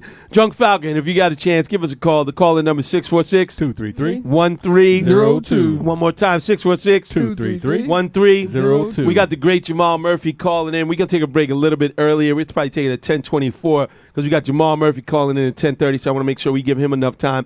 He's going to talk a little Giants and Jets. He's been at the Giants and Jets games, covering them, so it's going to be interesting to see what's going on. Ghost, a little preview before we get to the actual game. 0-2 Giants. Should they be worried? Giant fans should be worried? No scared? No, nervous? not yet. Not at all? I mean, because the division is 1-1, so technically they're one game out of first place. It's getting early late, Ghost. You know that. They're one game out of first place. So if they go 0-3 and somebody goes 2-1, then you might start getting worried. Because as long as you're still within striking distance of your own division, you can still make the playoffs if you win your division. Like making a wild card, yes, they need to be worried because there's a lot of good teams in the NFC.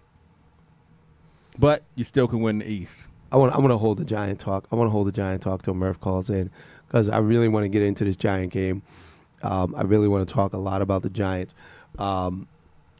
That's why I spent a lot of time on that Vontae Davis thing. All right, let's talk a little. Let's throw a little baseball in here before we get back to the Giants because I want to come back to the Giants and the Jets with Murphy. Yankees, Red Sox. Any what? Yankees were up 3-1, and they get into the ninth inning, and now it's 3-2. Britton just had an error, so that's when the second run came in. Oh, jeez. It's 3-2.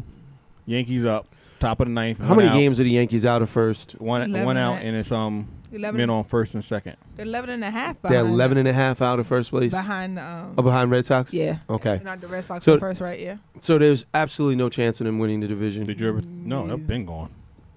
I was hoping there was an outside chance. It was an outside chance a couple weeks ago, but it would have had to play perfect, and Boston would have had to just basically tank. I watched the Yankees, and I've watched the scores. I haven't watched a lot of the games, but what you're worried about is they might fall out of the first wild card. Absolutely. And have to go to Oakland to play. The crazy thing is when you think about it, you look at Stan, and you got teams winning 94 games. 91. The Yankees have 91 wins. Yankees won 3-2. Nice. So they have 92 wins, right? Mm-hmm. Mm-hmm. In what other year would 92 wins is a lot of wins in baseball? Yeah. I mean, and they're fighting for a wild card. Mm-hmm. Boston's having an exceptional year. 103 wins against 47 losses. Can the Red Sox win this thing? Are they just running away with it? Is it just their year? Can they win what? The World Series. Depends on who they run into. You got the Cleveland Indians. Would you be shocked if they ran into the playoffs and played Houston and they had a pitching matchup with Verlander, Chris Sale, Cole? Oh, what's his name? Cole.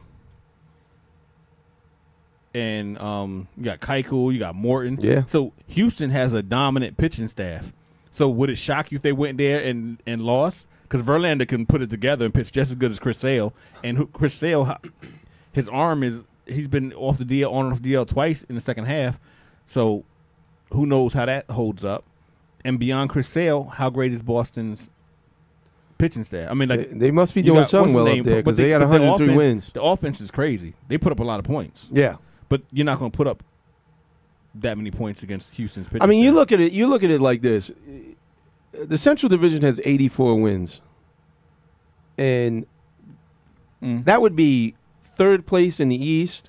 Third place in the West. Third place in the West.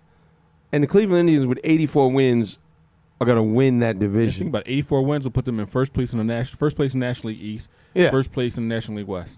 That's crazy. And meanwhile, the Yankees, the A's, and the Astros are fighting for a wild card. And in the case of the Astros and the A's, the division. Basically, the teams are going to be set. Boston, Yankees are going to be a wild card. Yes. Oakland's going to be a wild card. And Astros are probably going to win the division, yeah. Unless they have any head-to-heads, but I don't think they do. I don't know. And in the National League, you got the Braves winning the division at 83 wins. The Cubs, still the Brewers battling out the Cardinals. Just don't let Boston clinch the AFC East on at Yankee Stadium. If you do that, you got to fight.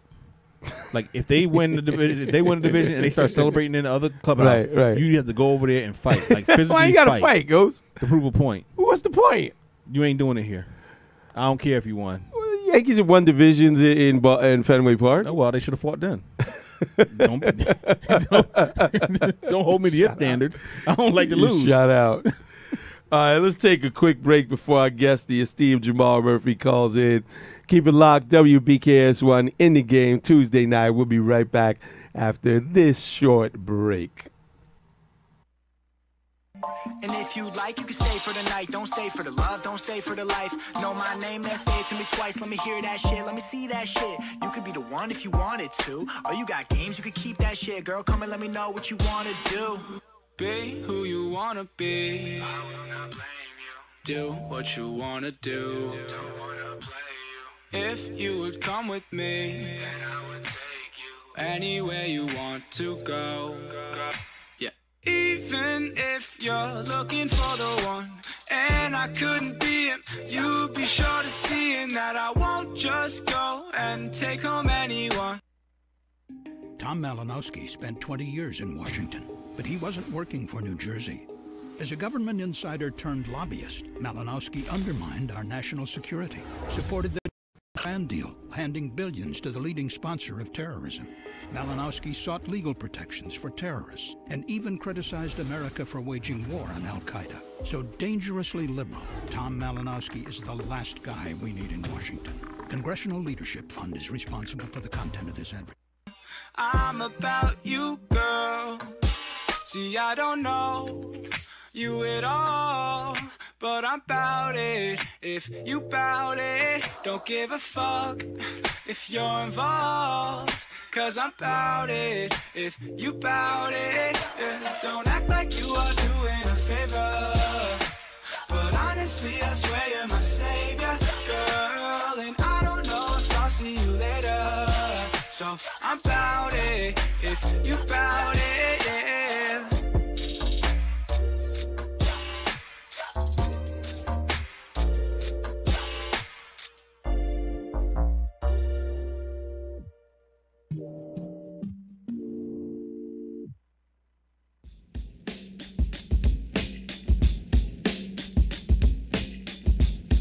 Niggas must have forgot their alphabet. Let me explain. Here it goes. A is for ambition. Be what I wanna be. See past the situation that's in front of me. Doubters and enemies. F we say fuck them. The irony is they inspire me to love them. G is past go when ignite the cash flow. When H is put your heart in whatever's your last hope. I inspire, but two light the fire. So we be the streets' #1 supplier. And J is for them Jordans for my niggas when I make it. Give me 2 of those strange no name kicks. Earth, wind, and fire type. Elemental beast that resembles me, and it accounts for LMNOP. You the track up like, oh, you impressed, get your bread, kid, but never let it go to your head. That's S for success, to be the best. T is teach back what you learn, that's next. Cause you got the power, V for voluntary action. W is right out to life with a passion. X is expect to fail, why cease to dream? Even when you ain't catching them Z's, and that's the alphabet. Welcome back, WBKS1Radio.com. You are in the game. To my right, she is. Me. To my left, he is. Short fuse, I'm O-Dog, the Stat Tech, doing it up, talking sports with you, waiting on our guests to call in. The great Jamal Murphy, he'll be calling in. Keep it locked here. This is non-copyrighted music, YouTube, just so you know. Do not shut us down. All right, there he is, right on time. Caller from the 718. Is this our friend of the show, family of the show, the great Jamal Murphy? What's up? What's up, fellas? How's it going, Jamal? What's going on? That's good. Don't forget the Greek Coach V. Come on, man. We got a lady on the panel, too, now. Oh, you know what's that. up? So, fellas includes everybody. I'm sorry about that. Hi, how are you? Thank you very much. All right. What's good, man? How you been? How's everything? I'm good. How you guys doing? We're doing all right. And how are you doing, Miss? I'm doing well. Thank you very much. All right. You know him from Bros Pod. You know him from CBS Local. He does his thing. He's all over the place. You got the fantasy. Talk to me about that fantasy podcast you're doing. What's up with that? Yeah, I'm a long time fantasy player, and a good friend of mine who's also a fantasy player extraordinaire. We got together, started doing a fantasy podcast called Fantasy Minded. So check that out too on iTunes. All right, check it out. What's the name of the podcast? It's called Fantasy Minded. Fantasy minded. Okay, my bad. Now, what? All right. What do you say to people that are facing Patrick Mahomes in fantasy football? You might want to, call it a day. You know what I'm saying? You might just want to pack up stuff. You just start looking forward to next week. Get your lineup for the following week straight. That might be what you want to do. We started off the show. I want you to give me something wild. Give me 3 crazy hot takes from that you can take away. I'm talking about crazy stuff. Like I said, the Cowboys defense is better than the 85 Bears. Hot take right there. I said, what did I say? Patrick Mahomes is going to win MVP. So give me 3 hot takes that you can come up with from the NFL week 2. Wow, from week 2, you put me on the spot now. I know. I'm gonna say Jimmy Garoppolo, the next Montana. How about that? Gosh, yeah, that's hot take right there. All right, what else? How about that? For the Jets, Quincy Anunya is gonna lead the AFC in receptions. Wow. Okay. And the only other hot, even despite the fact that the Giants are looking horrible, Saquon Barkley is the real deal. That's all I got. Oh, boy. All right. Hold on. Now, hold on. I'm going to shut you down right now. Hold on. That's not a hot take. People are pretty First of all, let's talk about, because I want to go in hard on the Giants. Let's talk about the Jets first. Do Jets fans have anything to be concerned about with Sam Darnold coming back to earth in his home debut? They looked great. Jet fans were all over the place. You couldn't tell them nothing week 1. 48 points. Big victory on the road against Detroit. The Matt Patricia defensive-minded coach. Jets go up there and put a whipping on them. Then they come back to earth in a 20-12 loss against a division rival. Should Jet fans be concerned? No, not at all. Especially about Darnold. I mean, everybody knew he's a rookie quarterback coming into this. I don't think anybody expected him to just breeze through his first season in the NFL. And really, he actually played pretty well. He had 2 interceptions. That was the problem there. But if you watch the game, second half he came out. He's dissecting the defense. He's hitting multiple receivers. He's on the run doing his thing. Couldn't get it done. Miami's probably better than everybody expected. But I don't think the Jets. Even the Jets' loss, I wouldn't put that on Darnold. And the Jets still, look like they could be a decent team. I coming into the season, I said I thought they could be 8-8, and after week 1, I bumped it up to 9-7. But I might have to stick to 8-8. Yeah, that's what I'm saying. You had a little sip of that Kool-Aid after that 48-17 victory. I said like 7-9. How could you not? 6-10. That's what I figured they'd be. I figured Darnold was going to do well and give him a couple more extra victories, but he's a rookie quarterback, and they don't have really many dynamic playmakers around him.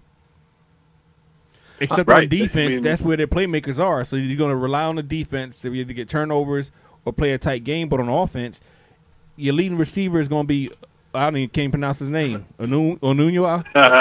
Onunwa. Yeah, but you have nobody who really going to, and the other guy Anderson who can stretch the field. But you really have no big playmakers that other teams really have to fear.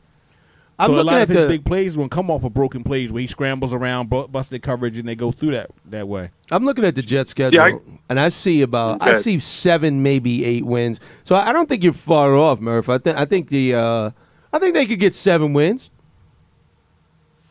Yeah, no, I mean, even coming into this, I thought their defense was going to be strong.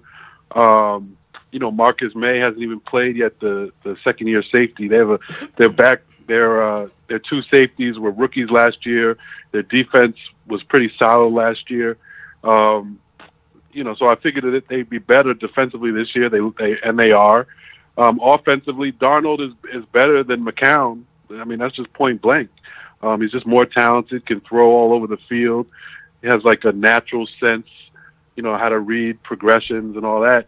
And they still have basically the same backfield, with a 2-headed monster in Crowell and Bilal Powell. So they're solid. I think they're a solid team. I don't think they're a team that somebody, going up against them any given week is going to take lightly. So I think, to me, that sounds about an 8-8 team.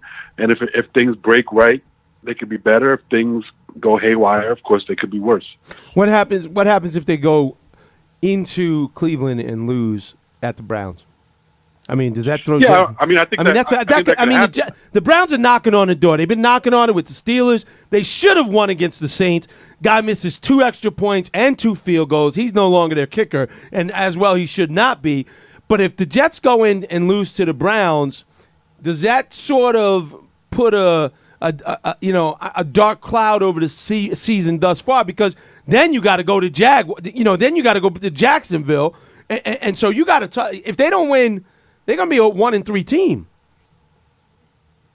Yeah, no, I mean, I think they could. They could definitely lose at Cleveland. I mean, Cleveland's not a pushover. They're going to be like you said. It's at Cleveland, so that's not a game. I don't think that's a given for the Jets. I think it's going to be a war up there. Probably an ugly game, and we'll see who comes out on top. If the Jets were to lose, you're right. I don't think just because they lost to Cleveland, it would be a problem. But you're right. The fact that they gotta face Jacksonville the following week, and that just puts them in a hole. So I think you're right. This is a very important game for the Jets, but it's not going to be easy. All right, now let's move on to the Giants, the New York Football Giants. Oh, it was a good weekend for me as a Cowboys fan. Giants go out. Go ahead. What are you going to say? No, I mean, the Giants, they don't look too good. I'll tell you that. And I was impressed with Dallas and Prescott in particular. I thought, even though you look at his stats, they're very not mundane. Shaky, They're 160 yards passing for 1 touchdown, which basically. But you can't get caught up in the stats, because if you watch the game, he made all the big plays he had to make, and then some. He was on target throwing the ball. He had they went deep. Early in the game, what was the first or second play of the game? Yes. He gets the touchdown. But they didn't continue to try stuff like that. But I mean, so to me, and I've said this for a couple of years now, they got to just let him play. Stop force feeding Zeke. I understand he's great, but you got to mix it up. You can't just have Prescott, only throwing on third down. You know what I'm saying? When the other team knows he's going to throw, and that's why I think he's looked bad, over the past year or so. To me, Monday night's game was the best I've seen him play, in a long, long time. I don't care, stats or not. Yeah, stats are bad. He still misses a lot of open receivers. Yes, he did. Because he comes off people too quickly. And I don't know. In his pocket, how many open receivers do you think he missed? Maybe in the first half he missed a couple. Yeah, he missed. That second half, he was on point. He missed a couple. He missed gathered for a wide open touchdown. He missed Beasley coming across the middle. He missed some throws. He had the one where Connor Barwin could have picked it off, but he dropped it. Then there was one that was tipped that would have been an interception by Apple. So he still has some.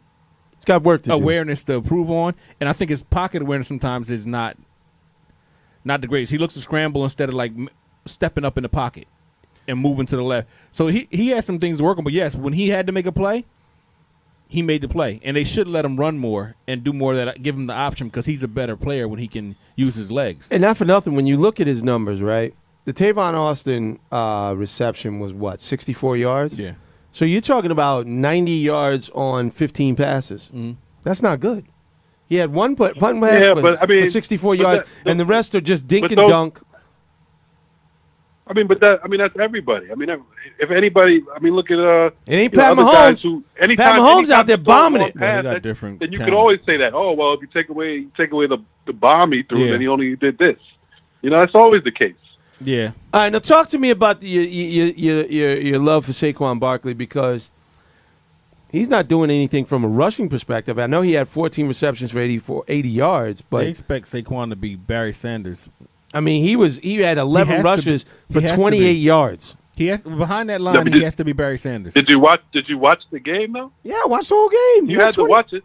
So you saw the skills that were out there, right? You saw even his 3-yard runs look pretty good. Come on, man. If you're playing with no offensive line, okay, the normal running back, the normal running back comes in the league. He only runs for what? What did Saquon run for? 28 yards. 28 yards. 28 yards. It would be a wrap. He would have done nothing in the game. This dude gets 14 receptions. Leads them in receiving. So they can't. Which, by the way, is not a good thing though. Because Eli can't get the ball out to the wide receivers. But you know, I'm gonna say this: was it a mistake for them to draft Barkley and not a quarterback? Maybe. You know, it depends. I mean, they got a great running back. We know running backs are a little easier to come by than franchise quarterbacks. I know there are a lot of Giant fans, and I've never been a Giant fan in my life. I grew up a Jets fan. Let me make that clear. Sorry to hear that. By the way, I mean, a lot of Giant fans, you know, have been saying all along that they should have went with Darnold or any of the 5 quarterbacks that came out in the first round because Eli is done. See, that's what I thought they were going to do. It's pretty clear that Eli is done. They had a lot of holes that they needed to fill, and I think if you would have go for the win now, you really should have been like one player away from you thought winning a Super Bowl. Here's my concern as an analyst. Okay, I'm taking my fan hat off and I'm gonna put my analyst hat on. The Giants are 0-2. No, I'm serious.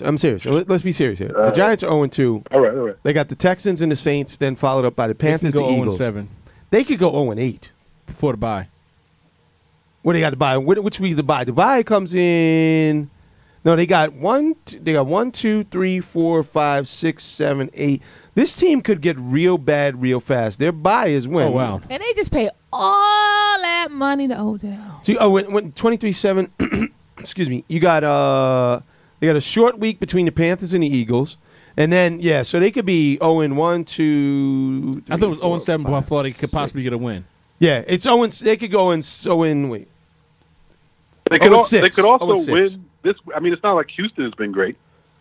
But that line, boy, they better block. Listen, because you got J.J. Watt and Clowney. That's what I'm saying. And Merciless coming. They got probably a better pass rush than the Cowboys. That's what I'm saying. And you got they're on the road. They just lost to the Cowboys on the road. They lost their starting center. I have no reason to believe that the Giants are going to beat the Texans. You just said Eli's done. Saquon Barkley's rushing for a pedestrian 28 yards. But what have the Texans done? Deshaun Watson's better than Eli, right? The Texans lost to the Texans lost to the Patriots. The Texans lost to the Patriots. You can't tell me it's just a given that the Texans are going to win the game. No, I'm not saying that. I'm not saying that, but I'm just saying if that line don't block any better, he's going to get sacked more than he did with the Cowboys. I'm not saying that. Maybe, but the whole thing against Dallas was the scheme. It was the scheme. It wasn't it wasn't straight up. It was the defensive scheme they put together. So if that's the case, we got to see what's Houston going to bring.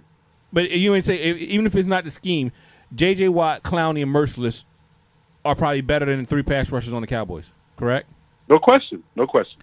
Then they can get overpowered by that. If that line, yes, but they haven't been. But I'm just saying they haven't been. They haven't been doing it. The Texans defense hasn't been dominating so far this year like we thought they would. I agree with you. But you don't dominate the Patriots. Like they should do something. You don't dominate the Patriots because they get rid of the ball quicker. And then I think when the Tennessee game, they had short, quick passes too. And then you're talking about the following week. Let's stay on this theme with the Giants. Right. But you're right. Yeah, the Giants could go 0-6, 0-7. But New Orleans, they played like New Orleans is great. Like what do they look like this year? Who's better? You know what I mean? Wait. Hold on. I don't know. Come on, man. Giants at home against New Orleans. I don't. New Orleans on the road. I'm supposed to expect that they're going to run in there and win. We have the great Jamal. They barely beat Cleveland. Hold on. We got the great Jamal Murphy on WBKS1 in the game. Murph, you cannot tell me. All right, let me rephrase. Who do you think right now is a better team, the Saints or the Giants? Saints, but I don't know about how much. Okay, I agree with you. I agree with you. Yeah, but they're not playing on a neutral field. They would have to. They're going into the Giants. All right, here's my thing. If the Giants lose to the Texans, I believe they're going 0-3, 4, 5, 6, 0-6 before the they'll be 0-6 going into the bye. And then they got the Eagles. They got the Falcons coming up after the bye. I just don't see it. At Carolina, that's a loss. No question. They'll lose that Carolina. I'm saying. They're going to go to the Falcons. You think they're going to beat the Falcons? That's what I'm saying. The Giants look really bad, right? They look really bad this past week. We can't just go solely on how they looked against Dallas. And then you got to give Dallas. We're not giving Dallas any credit. Now, listen, I give Dallas credit, but, I give the Dallas defense more credit than I give the Dallas offense. Scoring 20 points against a bad Giant team, when I look at the Giants and I say, if I'm going to say the Giants are going to go 0-4, 0-5, 0-6, then I can't give Dallas but so much credit for beating what I believe to be a subpar team. You don't get credit for beating subpar teams in my book. It's like, you're supposed to beat the Giants. Now, they should, in my mind, they should have actually played better and scored more. I'm concerned about the Dallas Cowboy offense. They didn't put up enough points for my liking. Outside of the one big play, they dink and dunk. They didn't. Zeke only had 78 yards rushing. So Dallas has a lot of improvement too. No, you're not going to get me to sit here and say that the Cowboys are good. They're a 1-1 team in a tight division, tied for first. That's all you can ask for if you're a Cowboys fan right now, 2 weeks into the season. I'd rather be 1-1 than 0-2 like the Giants, looking at the schedule that the Giants are looking at. That's my point. I hear you, but at the same time, the Giants lost week 1 to Jacksonville. They didn't get blown out. It was a close game. They had a chance to win at the end, and then Jacksonville next game goes and beats New England. So I'm just saying we don't really know. You sound like Giant fans looking for moral victories. That first game wasn't as close as people thought. Right, exactly. I'm just trying to keep things in perspective. Wait, but hold on, Murph. When you look at the Giant and when you look at it, right? Because this is what I was trying to tell my cousin, my younger cousin. He's like, the Cowboys should have scored 30 on us. I said, let me explain something to you. In sports, you only have to win by 1. I don't care about blowouts. I care about wins. They go in the W column. So, the Jaguars, it could have been a closer game than it was. It could have been a blowout. I don't think it was close as the score indicates. And the Cowboy game was as close as the score indicates. Right. They lost. So, at the end of the day, they're 0-2. And that's where they sit. And they're going to go 0-3 and 0-4. You heard it here first. The Giants will be 0-4 come week 4. But that's your fan hat, though. That is my fan and my analyst hat. I don't think they're going to beat the Texans on the road. And the Saints, listen, the Saints ain't the best road team, but I think they have enough to come in with Michael Thomas, and I think they have enough to come in with Drew Brees to beat a bad Giant football team. The Giants can win. That ain't the same Drew Brees. If that line blocks, we're smashing Eli. I'm just saying, Brees ain't the same. He's better than Eli, but he ain't the same either. If that line don't block any better, then they're not winning. It's like I told you when we talked about 2 weeks ago about Florida State and offensive line. If the offensive line ain't blocking, they're gonna lose. They went to Syracuse, got destroyed because the offensive line didn't block. If the Giants' offensive line don't figure it out between now and sometime soon, they're not gonna win. And listen. And it's not just the line was terrible against Dallas. It wasn't that bad against Jacksonville. But what we're not saying, which was also plays into your guys' argument also, right, is that Eli. You have to be a perfect offensive line really to protect Eli because Eli cannot move. You know what I'm saying? He's basically in quicksand out there. If you get anywhere close to him, he's likely going down. So it's not even just the line. It's like they have to be perfect. Murph, really. did you see the look on Eli's face, man? I was watching SportsCenter. I had to stop. I pressed pause on my cable just to see the look on his face. He looked like a deer in headlights, man. Yeah. I'm actually starting to feel bad for him. I don't feel bad for him. Nope, I don't feel bad for him at all. I find it funny and hilarious. Hey, and before we run up against it, so I want to ask you a couple questions. Yeah, he should learn how to move. I want to ask you a couple more questions. Too late now. Yeah, right. What do you think about Vontae Davis retiring at halftime? How did you find that? I feel like it's something I would have done. You know what I'm saying? Like back in the day. I remember. I think I quit in high school. I was on the high school team junior year. I think it was. I was mad. I was having issues with the coach. Right. And I quit. I don't know if it was halftime, but it was like I put my stuff right in the middle of the locker room and made like a scene about it. But I was a baby, so I have to keep it real. Like that was whack in retrospect. It's funny. If you're gonna do it to any team, that's the team that makes sense. Ghost and I had a ball with it. We had a ball with it, man, because I just found it absolutely hilarious. I think it's the ultimate FU to the NFL and NFL teams with the way they do players. And I just thought it was absolutely hilarious because finally a player gets to be like, man, I'm done with y'all. And Coach V, you can appreciate this because I don't know if you, Murph, if you remember, but Coach V, I know you listened to Bomani when he was on, and you've heard all those stories Yes, about the players. day I quit football quit me, right? Yep, the day football Vontae Davis at halftime said, "This is the day that football quit me. You exactly I'm done." You're exactly right. You know that, and Let you me ask heard you, those stories. Yes, I have. But wasn't that a bit it's so unprofessional on crazy, his I point? didn't even really believe it, like to be that true. Is it real? Has he made a statement? Is this like the real story? That is the real story. He had a statement that came out. He said he meant no disrespect to the game, to his fellow teammates. I'm paraphrasing, but he said he just felt he didn't have it anymore and he shouldn't be out there. He said he felt it at halftime. And see, I don't have a problem with he that. felt it on the field. Right. He said guys were doing things. And see, now I'm nowhere near Vontae Davis's level of talent in athletics, but I remember when I was playing pickup ball, and I'm out there, and I'm doing my best, and this guy blew right by me the first time. I was like, wait a minute, that never happened before. I usually can make that step. And I'm like, okay. Then another 3 months down the line, another guy does it. I'm like, oh, wait a minute. My mind said move, but my body didn't move. No, your body moved, just didn't move when you thought. Right, it didn't move the way I told it to move. And then it's like, you start getting to a point where you're like, all right, I know the game has passed me by, and it's just time to, I got to, right, it's time to stop. But did you not find that not a bit, didn't you find that unprofessional, just the way he did it? Of course. Of course. But it was funny as hell. It was. You know It what was I'm saying? absolutely. It was absolutely. It made, like, the whole time, how bad are the Bills, right? They lose, 40-3 or something like that to Baltimore in the first week. Then you look up and they're down like 30 points already in week 2. You're like, yo, this team is really horrible. And then the dude quits at halftime.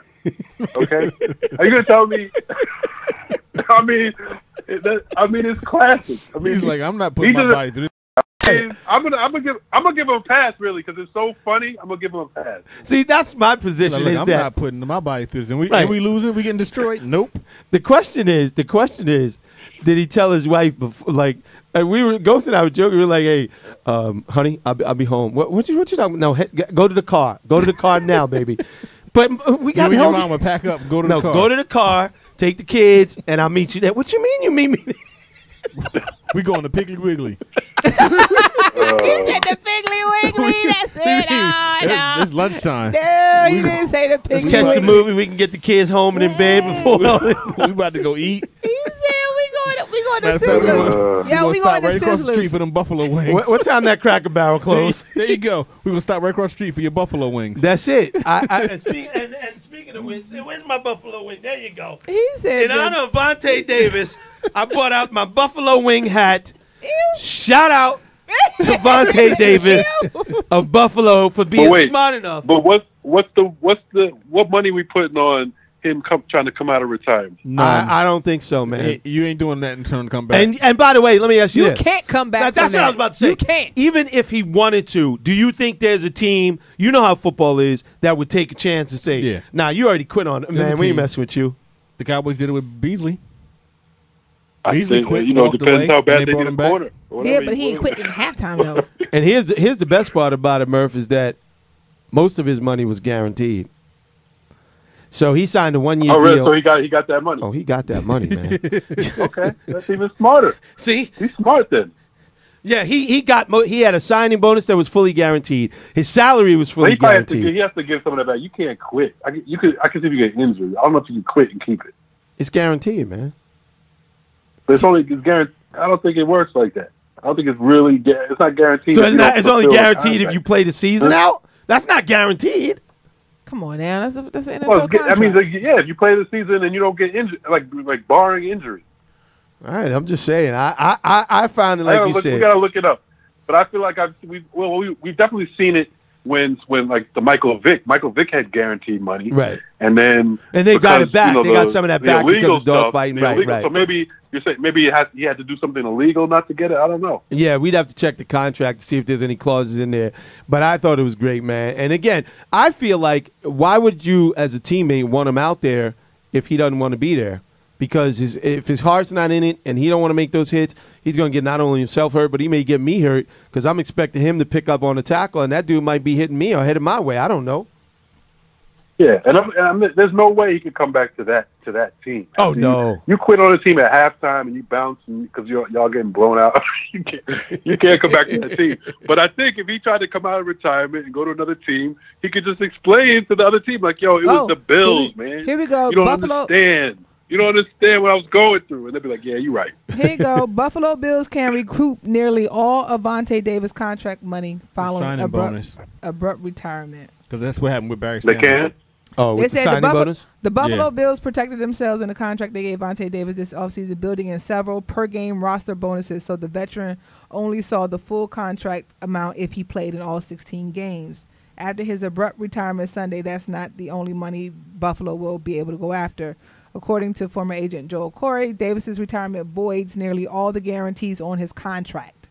He'll get paid 15/17 of what was supposed to be his fully guaranteed 2018 salary, but Buffalo will keep the rest. Bills will get $2,282,169 of salary cap relief from Vontae Davis' retirement. That's $1.9 million from not paying 15/17 of his $2.25 million base salary, as well as $109,375,000 and $187,500,000 from his 53-man and 46-man roster bonuses. If Buffalo wants part of Davis's $1.5 million signing bonus, they should be able to go after a chunk of that too. Yeah, it's from the Barry Sanders rule. Typically speaking, teams don't often do that. It seems as classless. In these circumstances, the Bills would be. That's right. They went after Calvin Johnson and Barry Sanders signing bonus. The Bills would be completely justified, though. Yeah, well, that's why he gonna come back, man. He coming back. He ain't coming back. Listen, he's a 10-year vet. Wait. What he don't I care meant about to that say money. was, If he cared, he'd have played the game out and played in this road. I think he's done. I think he's done. Shout out to Vontae Davis. If you want to come on the show, Vernon Davis' brother, yes, cousin. We had Vernon Davis on the show back in the day. That's his brother. Yeah, too, right? Yeah. So that was a good. Vernon was a great guest. I'd love to get Vontae on. Let me reach out to his people and see if I can get him on, and maybe he'll come on and talk to us about it. Hey, Murph, tell the people where they can find you, man, before we get out of here. Definitely, with the legendary Bill Roden on Sports, Bros Pod on iTunes. Check out the Fantasy Minded podcast also, and CBSLocalSports.com. All right, man. As always, thank you for time. Thank you for your time. Thanks for calling in. We appreciate you. We still want to get you in studio, so let's work on that. We can get you in studio and do a whole show together, man. Definitely. Thank you, fellas, and Coach thank you. B. All right, man. Keep it locked. Thanks. That's the great Jamal Murphy calling in, giving us some of his time and giving us his perspective on sports. Folks, it's been a great night here, man, and I love it. I love it. I still love the show. I still love doing it. I love sports. I don't always love the business side of it, but I love the athletic side of it. So, I'm going to try to focus on that. And college. We didn't get a chance to talk to Alabama. Alabama is just ridiculously talented. Yeah, they are. Now with the dynamic quarterback that they have in Tua. That's the crazy. It's unfair. No, the crazy thing is, Jalen Hurts was 26-2, so they were dynamic before. I know, right? It wasn't like he was losing. Let's stop disrespecting Jalen Hurts like he was. Yeah, but he wasn't. He wasn't and they were losing. No, I didn't say he was a bum. No, I'm not saying you. Okay. People have been out there disrespecting his game like he's terrible. He won national championships. 26-2. Absolutely. Was he one or two national championships? He got you to back-to-back championships. Yeah. So he lost to Deshaun Watson on the great plays. Right. So let's not. And that really was on the defense because the defense fell apart in that last drive. Right. He scored on the last offensive drive, and the defense. Right. They couldn't stop. So that wasn't on him. Let's stop acting like he's out there. He was the hindrance because Alabama was 26-2 in his reign. He got you to the championship. He had a bad first half. Then they put the other kid Tua in. Tua Tagovailoa, who took the bull by the horns and put up numbers, and he's still putting them numbers. But let's not act like, oh, they can't win with Jalen Hurts behind center. Like, no, they have. They won with him back there. Ooh, and also according to the terms negotiated under the NFL collective bargaining agreement, the Bills are likely to insist that he give back the majority of his signing bonus. All right, and that's been collectively bargained. All right, folks. Yeah, that's what they tried with Barry Sanders, and they negotiated. He kept some of it. Shout out to the Cowboys for bringing me a little joy this week. Let's hope they can continue. Who the Cowboys got this week, Ghost? I don't even know. What's the Cowboys schedule? That's a very winnable game. Cowboys should go 2-1 in Seattle. Still, Seattle Seahawks aren't what they used to be. The defense is decimated from the past. Michael Bennett's gone. The Richard Sherman, Cam Chancellor, the Legion of Boom is no more. They still make plays. Errol Thomas is still there. They still make some plays. Griffin brothers and that Shaquille Griffin. That's made true. 2 interceptions. That's true. Wagner is linebacker. They got I forgot the other guy who got coming back. So they got people there who can still make plays. That's true. Cowboys got to go up there and get a you win. got Russell Wilson who can run around and scramble and make plays. He's still got a strong arm. Well, let's hope. And they take shots down the field. They do. Let's hope the Cowboys get another win because I hate it. It's tough being a Cowboy fan when the Cowboys don't win. People just come at you, man. It's been a great night. Coach V, you all right? Any final words? Yeah, well, I guess Vontae Davis, he made his $50 million.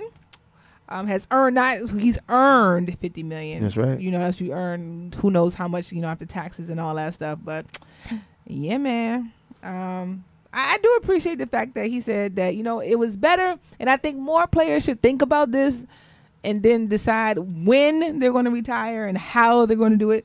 But he said it was more important to him and his family that he walk away healthy than to willfully embrace the warrior mentality and limp away too late. I appreciate that. I appreciate that. I like that kind of critical analysis. And, like I said, I think he did. It was a good decision for him. I just didn't necessarily agree with how he did it. All right. That's fair. That's fair. Ghost, any final thoughts? No. All right.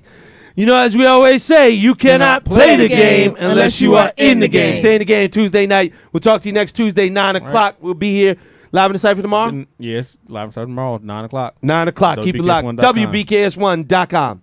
Night-night. Good night.